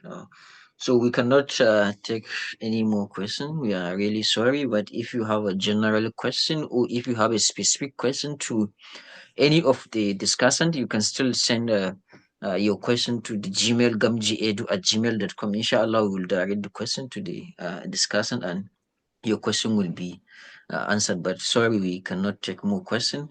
So lastly, I will invite Dr. Muhammad Shutiami to come and say a few words, and then thanks our discussant and our special guest for having the time to join us and share this very significant insight on scholarship and Japa. Dr. Chutami, you can go ahead. Hello, everyone. I'm back again. Sorry, the other time the network was so bad, so I got cut off. I would like to say a huge thank you, particularly to our special guest, Dr. Ibrahim. You have shared so many insights both in your opening speech and your final remarks. That was really great, and I'm sure everyone will benefit from that. And to our panelists, I'm sure many people have taken so many points from what you have said with the opportunities across different continents and different countries. Thank you so much. The one thing that I want to add to that is, please note that this is a guide that we are having. It's not possible for us to have the time to discuss everything in detail. As many of the speakers have said, during our time, we mostly do everything without any guidance. So now that we have a little bit of guidance, I would like to encourage everyone to take that responsibility to yourself. Most of these international opportunities, you can get all the information you need online. So try as much as possible to make it look like you are going to do everything on your own. But in addition to that, you can get in touch with GMG, as Dr. Ibrahim says, where you are agent, forget about the other agent. So thank you so much for coming, and we look forward to many more programs like this, as Dr. has suggested. And if we have not answered your question, as Bahari said, please put it down in the chat. Thank you for attending, and thank you to the panelists and everyone. Bye.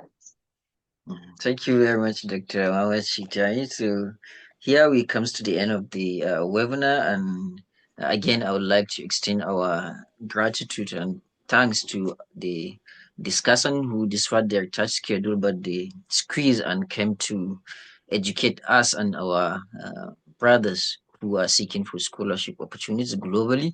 And also a special thanks to our able doctor, professor, and a versatile author, a journalist, and Dr. Ibrahim Duba, who shared his very golden advice uh, and notes for us, not only for the participant. And we are really grateful, Doctor, for having the time to come with us. And also, Doctor, I hope you will not get tired of us, because I think from time to time you would be seeing our invitation, because we will not like let this kind of golden advice from you to just be going like that. So we really want to keep benefiting from them. Thank you very much.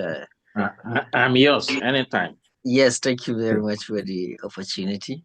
So thank you very much also the participant for having the time to join us. Here we come to the end, and if you are, the recording is going to be available in our YouTube channel, that is Gamji Educational and Mentorship Forum. If you have any question, you can direct it to our Gmail, that is gamjiedu@gmail.com. For our activities, you can follow us on social media such as Facebook, Gamji Educational and Mentorship Forum, Twitter, and Instagram.